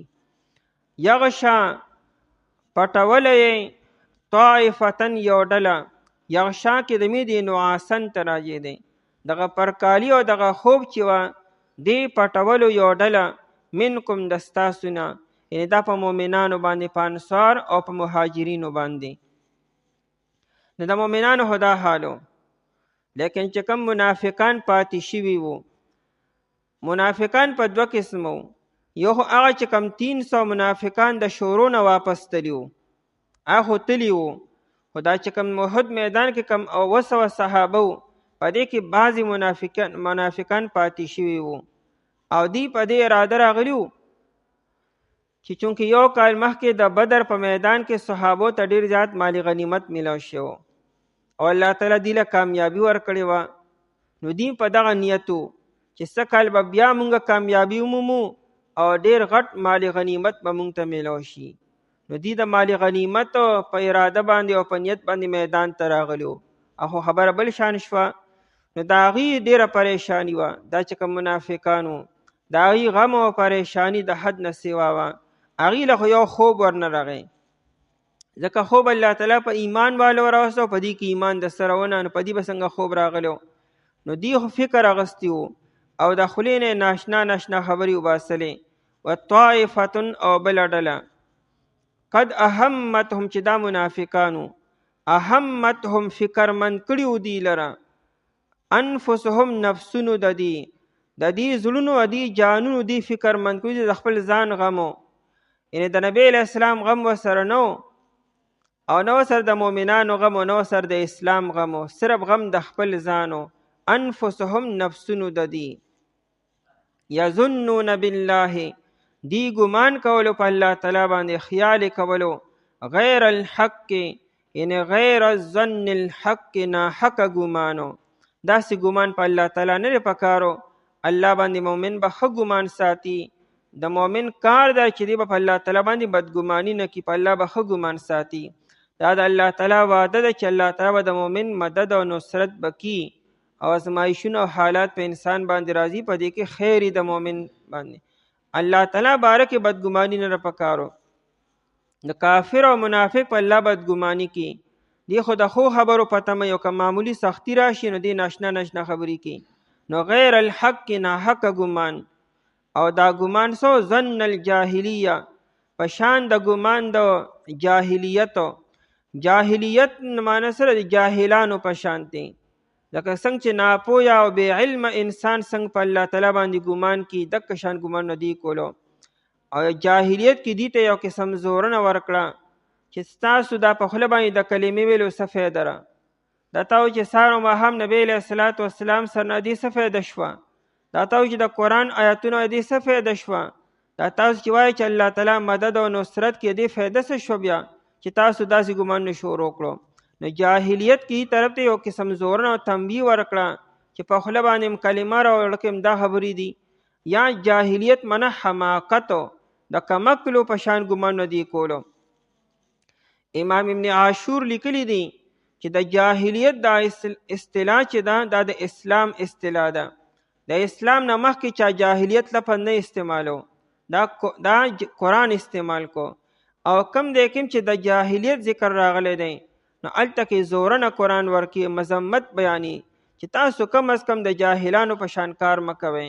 لکه څنګه چې هلته کې بیبیانې منع کړې وې چې ولا تبرجنا تبرج الجاهلیت الاولی، تاسو هم کم از کم د جاهلیت د زمانې په شانتې هغه شان ډول او سنګار او ښایست مه کوئ هغه شانتې، بلکې تاسو د اسلام په دایره کې دننه ښایست او زینت اختیار کې، زیب و زینت. یعنی اسلام د زیب و زینت نه منع نه کي، خو دا چې د جاهلیت په طور طریقې سره به هم نه کوئ. د اسلام خپل یو مذهب دی، خپل یو ثقافت او خپل یو کلچر دی، هغې کې دننه د زیب و زینت اختیار کې. دلته هم قرآن دی له یو زورنه ورکي چې تاسو د جاهلیت په شانتې ګمان شروع کړه د الله تعالی باره کې، چې ګنې الله تعالی خپله وعده پوره نه کړه، یا چاوي چې دا څنګه دا پیغمبر نه ښکاري، که دې پیغمبر ولې به شکست کېده او چا سوی چا سو. یقولون دیوی هل لنا من الامر، آیشتره زمونږ د پاره من الامر د کارنا یا د معاملین او یا د اختیارنا، من شین سسید و سیسا. دا معتب بن قشیرو یا معتب بن قشیرو، دی لفظ کې معتب ویلی شي او معتب ویلی شي. معتب بن قشیر دا منافق او د ملګري چې وو، دی دا خبرې وکړې، دی وی چې که زمونږ څه اختیار وی که نه مونږ به دلته چتم نو راغلي، خو زمونږ چا ومنله. دی اشاره دې طرف ته وکړه چې مونږ خو شروع کې دا مشوره نبی علیه الصلاۃ والسلام ته ورکړې وه چې میدان جنگ ته نه ځو، مدینه منوره کې دننه به یو حمله به وکړو په کافرانو باندې، خو زمونږ چا منلو، خو زمونږ خو هېڅوک مني نه. نو که زمونږ اختیار وي او زمونږ وس چلېدی نو مونږ به چرې دلته نو راغلي. یقولون دیوی هل لنا من الامر، آیشترې زمونږ د پاره من الامر د اختیار نه، یا دی دا خبره کوله چې دا فتح دا زمونږ په لاس کې نه ده، نو که دا زمونږ په لاس کې نو چرې به مونږ شکست نه وخوړلی. من شین سسیدو، قل وای نبی علیہ الصلوۃ والسلام ان الامر، بېشکه اختیار چې دی یا معامله یا دا فتح کله ټول پټوله لله د الله تعالی دپاره ده. دا ستاسو اختیار نه دی، اختیار د الله تعالی وي. الله تعالی غوښتل چې داسې به کېږي، الله غوښتل چې هغه ګټلی شوی جنګ تاسو بیلو، دا هر څه د الله تعالی په اختیار کې دي. یخفون فی انفسهم، دی پټوي په نفسونو خپلو کې، ما لا یبدون لک، هغه څه چې دی نه ښکاره کوي ستا مخې ته. دا ستا مخې ته خو دې دونه ډېرې خبرې ونه کړې، د دې په ځینو کې خو ډېرې خبرې دي، خپلو کې خو دې ډېر ناشنا ناشنا خبرې وکړې، دا ستا مخ کې خو چې تلسمه سم دي نه ښکاره کي. یقولون دی وایي لو کان لنا، کچرې وي زمونږ دپاره څه اختیار، من الامر د کارنا او د معاملې نه، شیون سسیدو، دی کچرې زمونږ په وس کې معمولي خبره هم وي که نه، نو ما قتلنا، مونږ به نه وجلي شوي ها هنا دلته کې. دی خو نه دی وجلی شوي، دی څنګه دا خبره کوي چې موږ به نه وجلی شوي، دا دی خپل رونه یادي. دا چې کوم اویا صحابه شهیدان شو انصارو، دا ای باره کې دی وی. اصل کې دې باره کې د مفسرین حضراتو دوه قول دي.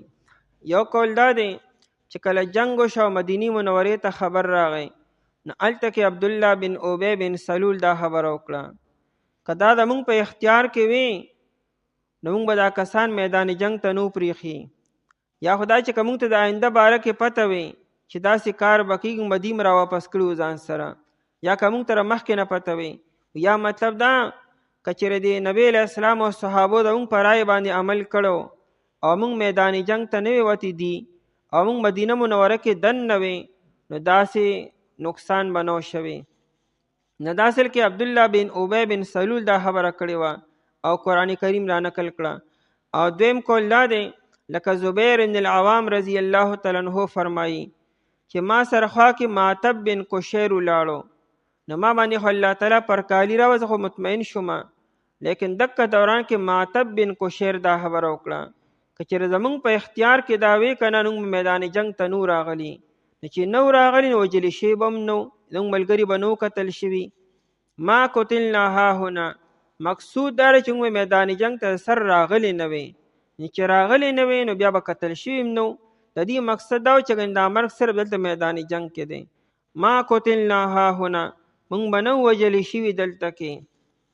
وای نبی علیہ الصلوۃ والسلام لو کنتم کچروی تاسو فی بیوتکم په کورونو خپلو کې کچره فرق تاسو میدان جنگ ته نه وی راغلی او کورونو کې وی او الله تعالی تاسو دا مرګم دلته لیکلی وی دی میدان جنگ کې الله تعالی به خامخا او دلته کې روباسلې په ست طریقې سره لبرز الذین برزخ کار کېدو ته وی دلته هم د لخرج سره البته راوتی بوی آکسان کتب علیهم القتل چې لیکلی شوی دی په ای باندې القتل دا قتل په معنی د مقتول سره وجل کېدل چې رچا باره کې د وجلو حکم دی چې دی به دلته قتل کیږي به نو خامخا به دی راوته په څه طریقې سره حدیث کې راځي نبی علیہ الصلوۃ والسلام فرمایي اذا اراد الله لعبد ان يموت او یو روایت کې دا اذا قضى الله لعبد ان يموت الله تعالی چې د یو بنده د پاره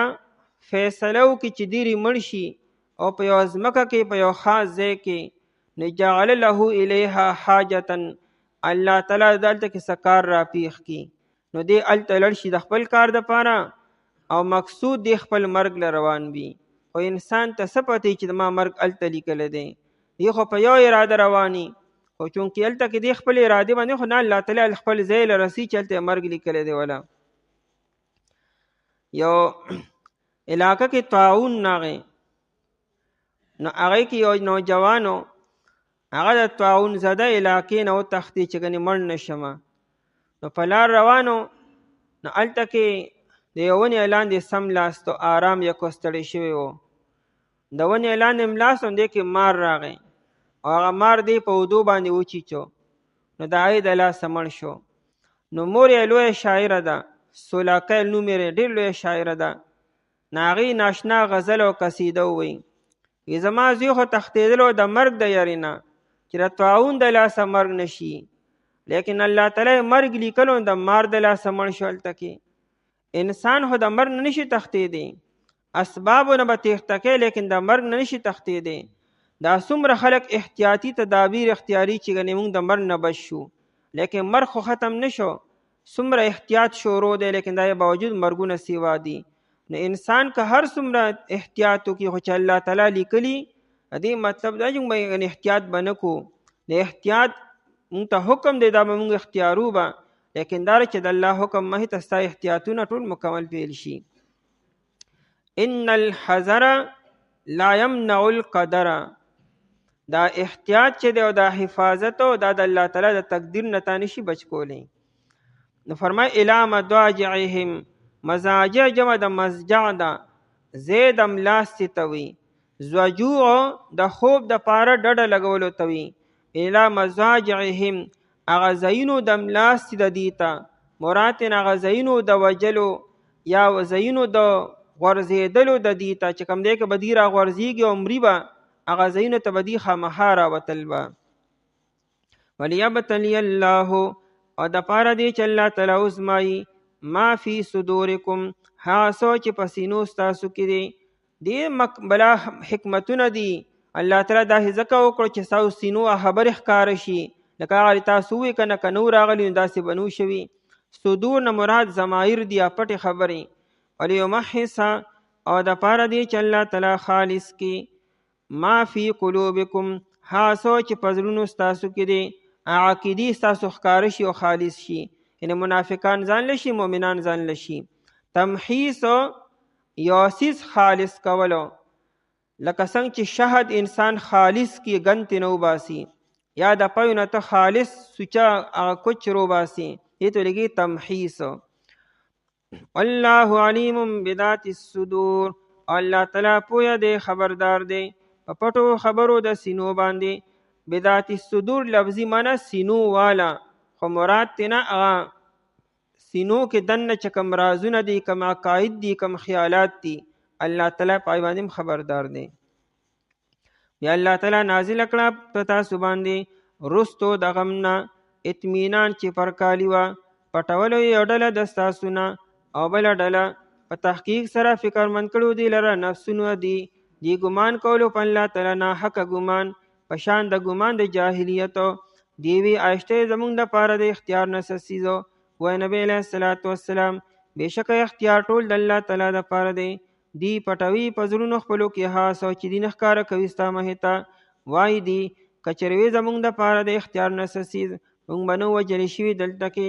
وایي نبي علیه الصلاة وسلام که چېرې وی تاسو په کورونو خپلو کې البته راوتې به وي هغه کسان چې لیکلی شوی دی په دې باندې قتل کېدل هغه ځایونو د غورځېدلو دي ته او دپاره دی چې الله تعالی وزمایي هغه څه چې په سینو ستاسو کې دي او چې الله تعالی خالص کې هغه څه چې په زړونو ستاسو کې دي او الله تعالی پوه دی په سینو والا باندې. اعوذ بالله من الشیطان الرجیم. بسم الله الرحمن الرحیم. إن الذين تولوا منكم يوم التقى الجمعان إنما استزلهم الشيطان ببعض ما كسبوا ولقد عفى الله عنهم إن الله غفور حليم. يا أيها الذين آمنوا لا تكونوا كالذين كفروا وقالوا لإخوانهم إذا ضربوا في الأرض أو كانوا غزا لو كانوا عندنا ما ماتوا وما قتلوا ليجعل الله ذلك حسرة في قلوبهم والله يحيي ويميت والله بما تعملون بصير. إن الذين تولوا يقيناً کسان چاغي مخ اړولیو منکم دستاسنا یوم التقى الجمعان پرواز د یو ځای کېدو د دوو ډلو انما استزلهم الشیطان بېشکه خویولیو دی لره شیطان ببعض ما کسبو په وجه د بعضې عملونو چې دی کړي ولقد عفى الله عنهم او یقینا الله تعالی معافي کړې د دیتا. ان الله غفور حلیم بېشک الله تعالی چې دی ډېر بخښونکی صبرناک دی. یا ایها الذین آمنو ای ها کسانو چې ایمان یې راوړی دی لا تکونو تاسو مه کېږئ کالذین کفروا په شان د هغه کسانو چې کفر یې کړی دی وقالو دی وی لاخوانهم په باره د رونو خپلو کې اذا ضربوا فی الارض کله چې دی سفر کړو په ځمکه کې او کانو غزن یا دی غزا کوونکي لو کانو عندنا کچرې وی دی مونږ سره ما ماتو نبو دی مړه شوي وما قتلو او نبو دی وجل شوي لیجعل الله ذلک د پاره دی چې الله تعالی وګرځي دا خبره حسرتا فی قلوبهم حسرت په زړونو د دی کې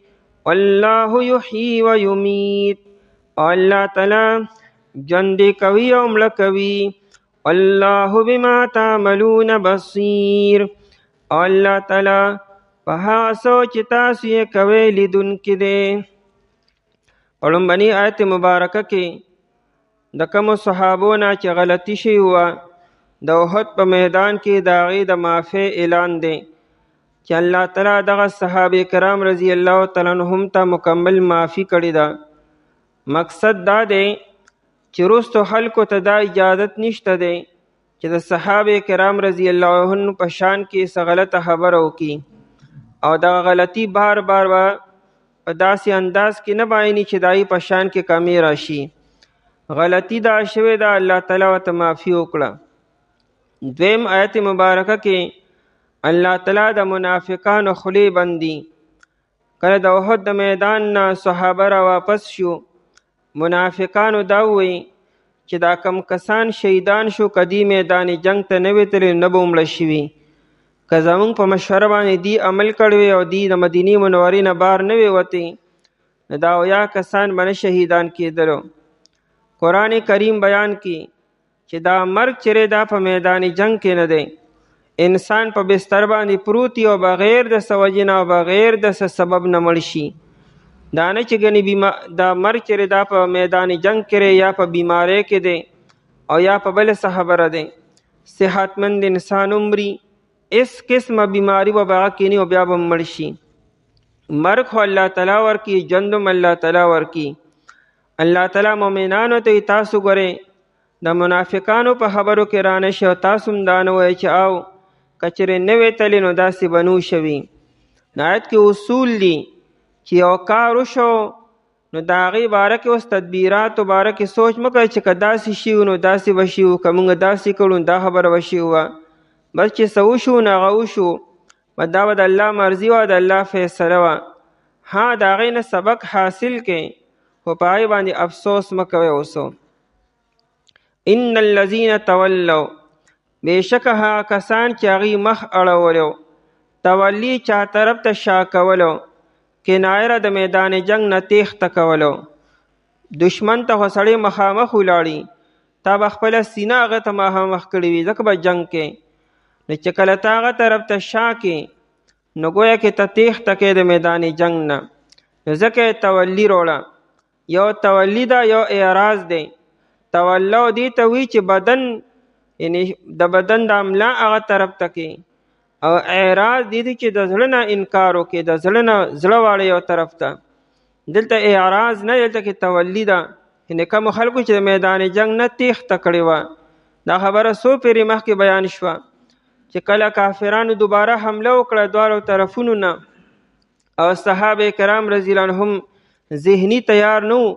هغوی خیال خو دا و چې کافران لاړلو او میدان خالی دی، دی د مال غنیمت د راجمع کولو کې وو او کافران د دواړو طرفون نشو.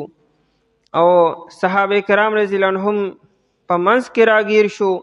یا هر انسان د خپل بچاو کوشش کو، څوک غر طرف ته وختل او څوک د کجورو ونو طرف ته روان شو، څوک کندې کفرې ته، څوک یو خوا څوک بل خوا.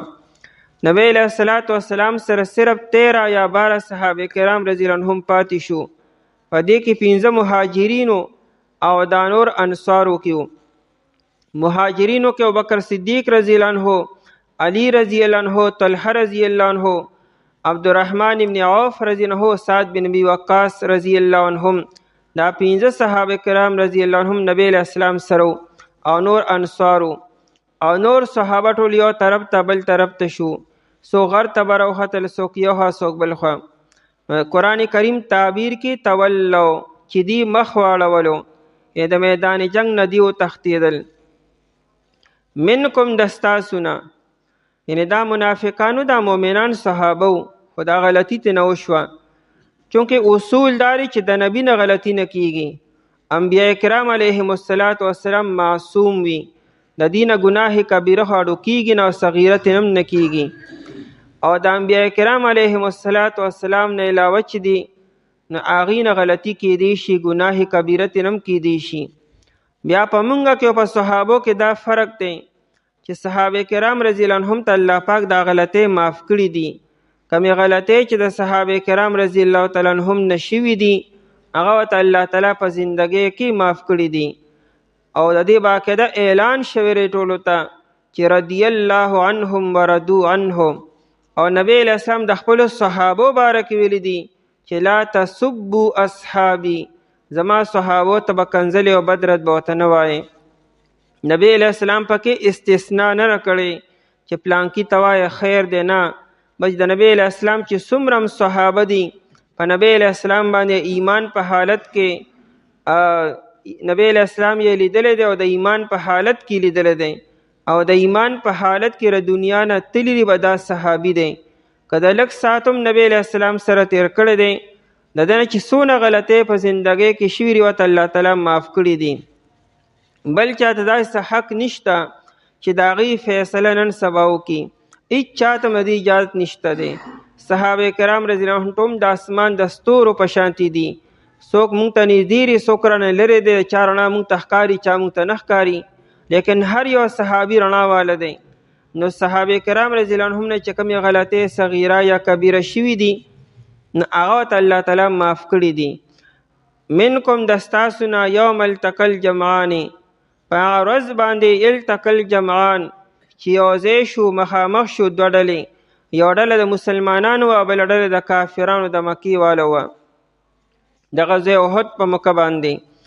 انما استزلهم الشیطان، د تولو دپاره وجه بیاني دا دی مخ ولې واړو دا دی د میدان جنگ نه ولې وتښتېدلو نو انما استزلهم الشیطان انما بېشکه دا انما په عربی کې د حصر دپاره راځي د یو خبرې د رابندولو دپاره او د تخصیص پیدا کولو دپاره وی بله خبره نشته صرف دا یو خبره وه چې استزلهم الشیطان اخویول دی لره شیطان استزل د زلت نه د زلت خویدلو ته وي زلت او زللو دا چې په هموار میدان چې مین وي او انسان وخویږي ته زلت ویل کېږي استزلهم الشیطان اخویول دی لره شیطان یعنی شیطان دی په خطا کې واقع کړو ببعد ما کسبو د وجې د بعضې هغې عملونه چې دی کړي دا با دپاره سببیت دی د دې نه چې داسې یو عمل شوی و چې هغه الله ته معلوم او د هغې د وجې نه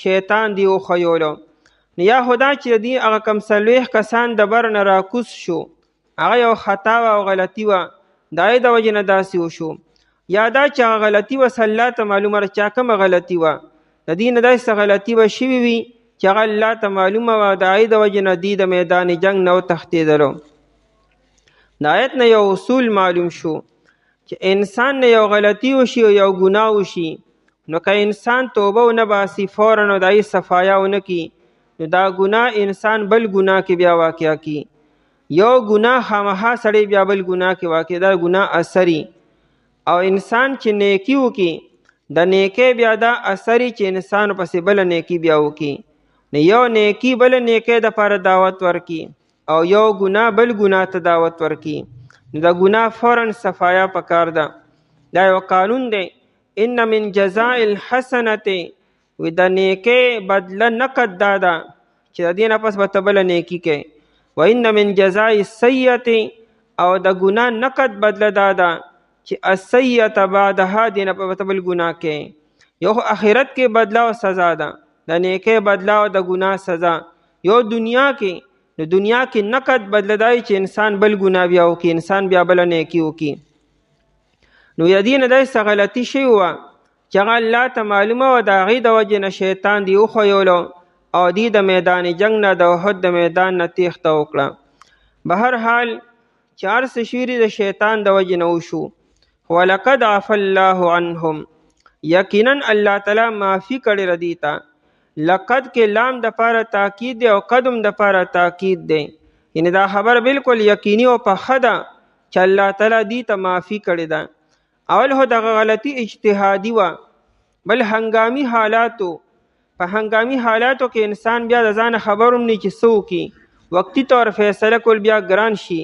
چې کله حالات د څلورو طرفونو نه سخت شي انسان ته بیا فیصله کول ګران شي نو خامخا د ځان د بچو دپاره څه کوشش وکړي به هر حال هر څه چې و خو الله تعالی دې ته معافي کړې ده د مقصد دا دی چې نورو خلکو ته د دې خبرې ایجاد نشته دی چې د صحابه کرام رضی الله عنهم دغه غلطي راوالي او په دغه بنیاد فیصلې شروع کړي بس هغه الله ته معافي وکړه خبره ختمه شوه بخاري شریف کې روایت دی عبدالله بن عمر رضی الله تعالی عنه نه چا د عثمان رضی الله عنه باره کې دا خبره وکړه چې عثمان رضی الله عنه هم په دغه کسانو کې چې هغه تښتېدلو نو عبدالله بن عمر رضی الله عنه ته ووایي چې الله تعالی یو پیره اعلان وکړو چې ما ورته معافي کړې ده نو بیا ولې دا خبره ته کوي نو بیا ولې ته د عثمان رضی الله عنه په شان کې دا خبره کوي دغه نقص ولې بیانوي نقص خو به هغه یو چې الله معافي نه وي کړی او اعلان نه و شوی هغه توبه نه وي وباسلې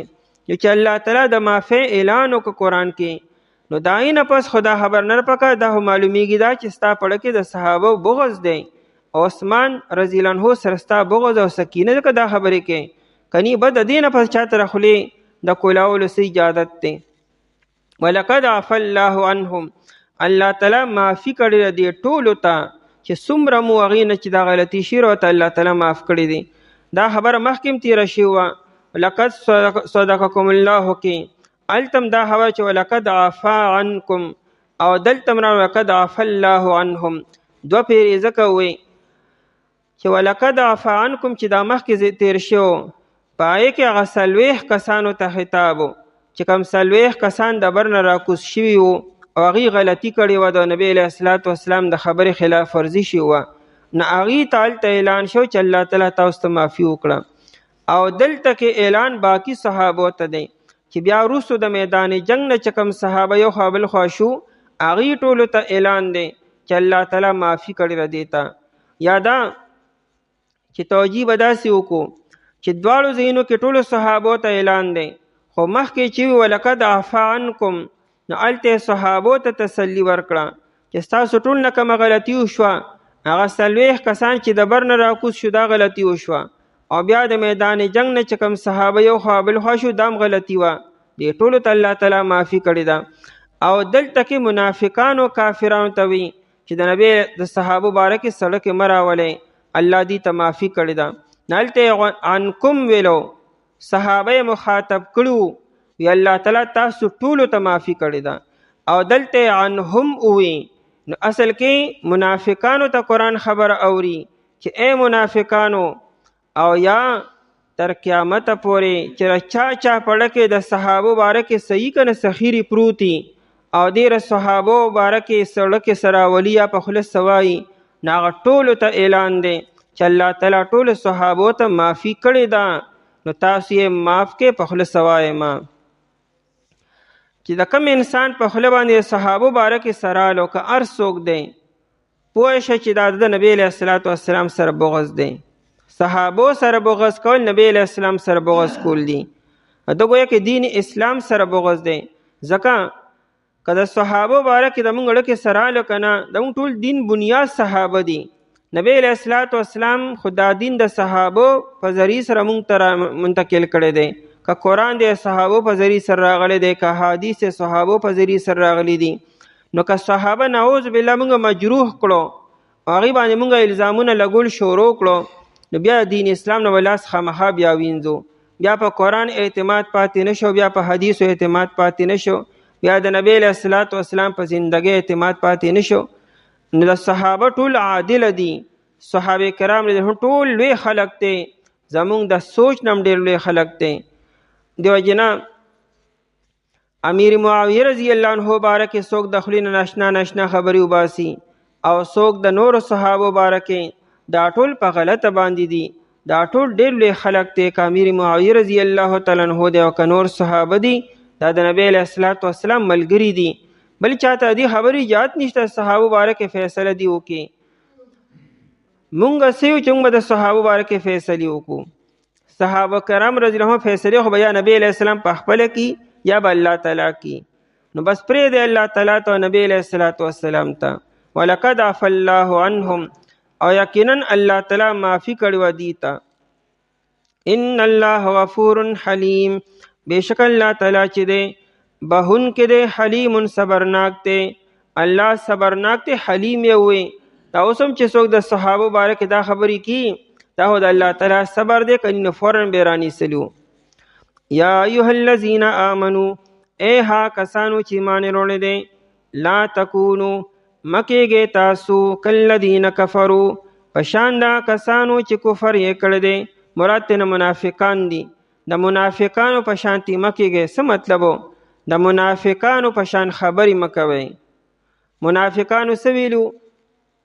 تفسیر قرطبی لیکلی دی چې نبی علیہ الصلوۃ والسلام او یا صحابه لګلیو چې کوم دی کې بیا بیری معونه واقع رااله، بنو عامر او بنو سلیم دی رالو نبی علیہ الصلوۃ والسلام ته، وی موږ مسلمانان شوي یو او موږ له صحابه راکړئ چې موږ سره بوزو چې زموږ قبایل ته زموږ خلکو ته دین اسلام وښي. نبی علیہ السلام د انصارو او یا بهترین کاریان صاحبانو د دین پویا خلک پوی والا خلق و هغې ورسره ولیږلو او لاره کې دی د هغې نه غیر چاپیر شو، دی شهیدان کړو. بیا نبی علیه الصلاة والسلام ته خبر راغی، وحی راله. هلته کې دغه اویاو صحابو هم الله تعالی ته دا دعا وکړه چې زمونږ پیغمبر علیه السلام ته زمونږ باره کې خبر ورسئ چې مونږ خپل رب سره ملاقات وکړو او رب زمونږ نه راضي شو، مونږ د خپل رب نه راضي شو. نو نبی علیہ الصلوۃ والسلام بیا یو میاشت چې دی دغه دواړو قبیلو ته د سحر په مانځه کې به خیرې کولې، بد دعا به یې کوله، قنوت نازله به وي. نو منافقانو دا خبره وکړه چې کدا او یا کسان نوې تلی نو نه به مړه شوي. دې ته چا وی چې هلته کې ځای خو که نو تلي نو ښه به وه. نو قرآن کریم وی چې ای منافقانو دا مه وایې داسې. نو الله تعالی مؤمنانو ته وی چې تاسو به د منافقانو په خبرو کې رانه شئ، تاسو مو وایئ چې او که نه وتلي نو به مړه شوي. او یادا چې آیت د احد میدان سر بولګو، د احد میدان نه چې کله صحابه واپس رالو نو د منافقانو وی چې که زمونږ په رای باندې او مشوره باندې عمل شوی و دیو نبی علیہ السلام ته ویلو چې میدان جنگ ته بار نزو، مدینه منوره کې دننه به یو او د دننه نه به حمله وکړو په کافرانو باندې نو بچ بشو. لیکن نبی علیہ السلام او صحابه لاړو نو یا کسان شهیدان شو. نو بیا وروستو دی ټیبل ټاک شروع کو او دا کمنټس چې شروع کړو دا لګیاو چاوي دا چل شو چاوي دا چل شو چاوي دا چل شو. نو منافقانو وی که زمونږ په مشوره باندې عمل شوی او موږ نوې تلې بار میدان ته نو دا اویا کسان به نو شهیدان شوي. نو قرآن کریم مؤمنانو ته وی چې تاسو د منافقانو په شان د خولې نه خبر ونه باسئ، که او که نه وتلي نو ښه به وه. وقالو دی وی لاخوانهم په باره د رونو خپلو کې دا خو منافقان دي او صحابه خو مخلص خلک دا خو دي رونه نه دي.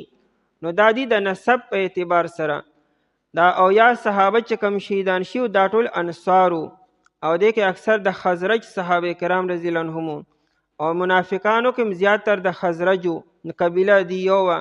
نو د منافقانو د خپل نسبی رونو بارکی وي چې هغه اعتقادي رونه نو خو د نسب په اعتبار سره رونه وو چې زمونږ دا رونه چې زمونږ نسبی لحاظ سره رونه دي که دي هلته نه وتلې. اذا ضربو فی الارض کله چې دی سفر وکړو په ځمکه کې ضرب وهلو ته وي. ضرب په عربۍ کې یو سیز بل سیز ته لره رابغولو او د هغې نه ټک وباسلو ته ضرب ویل کېږي. نو دا انسان چې په ځمکه باندې ګرځي د خپې ځمکې له رابغي او اکثر د خپې نه اوازو مبازه کو ته ضرب سفر کولو او ګرځېدو ته ځکه ضرب ویل کېږي.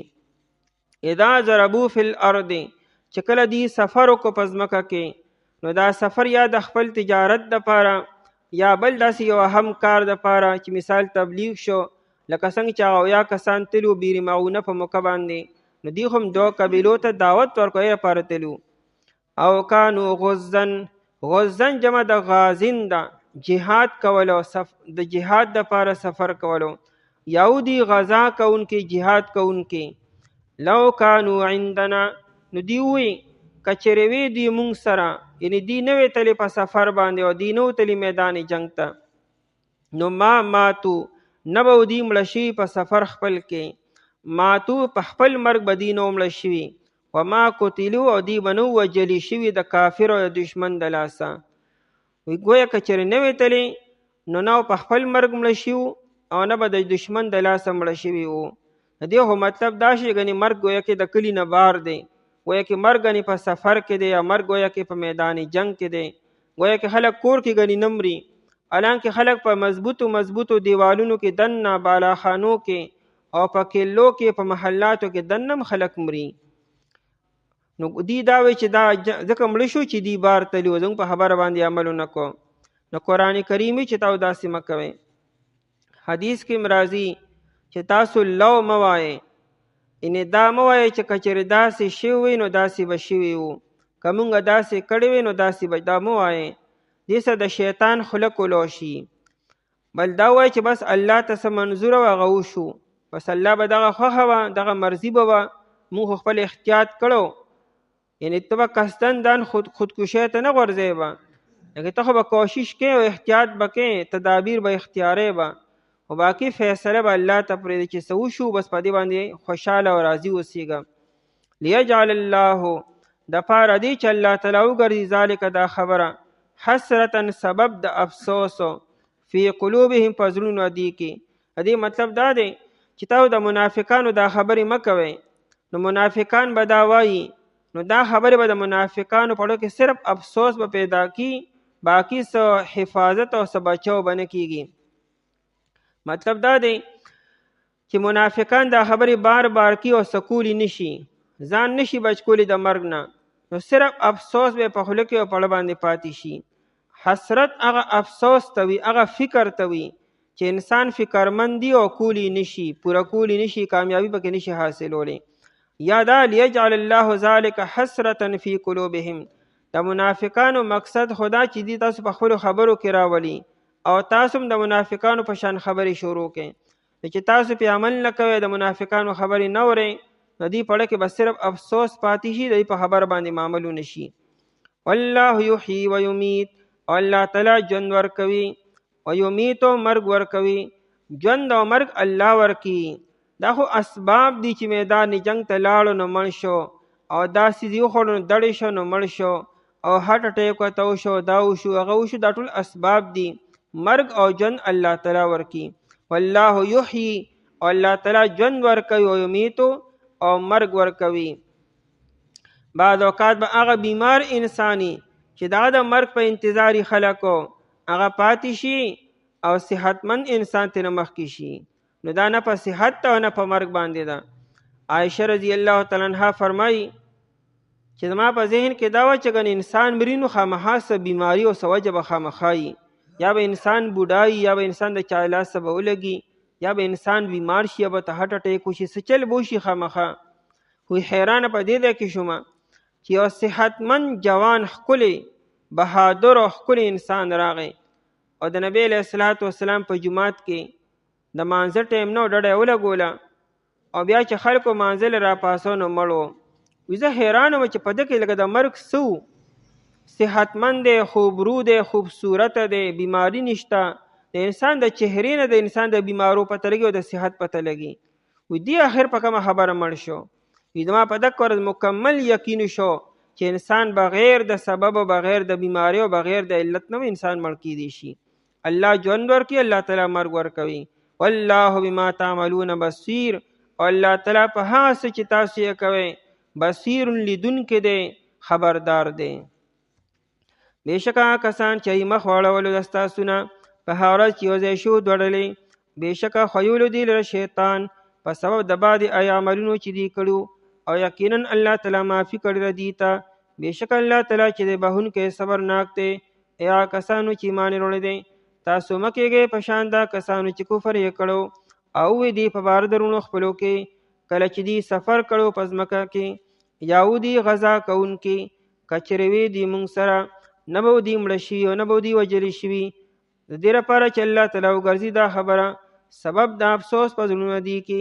او الله تعالی ژوند ورکوي او مرګ ورکوي، او الله تعالی په هغه څه چې تاسو یې کوئ لیدونکی دی.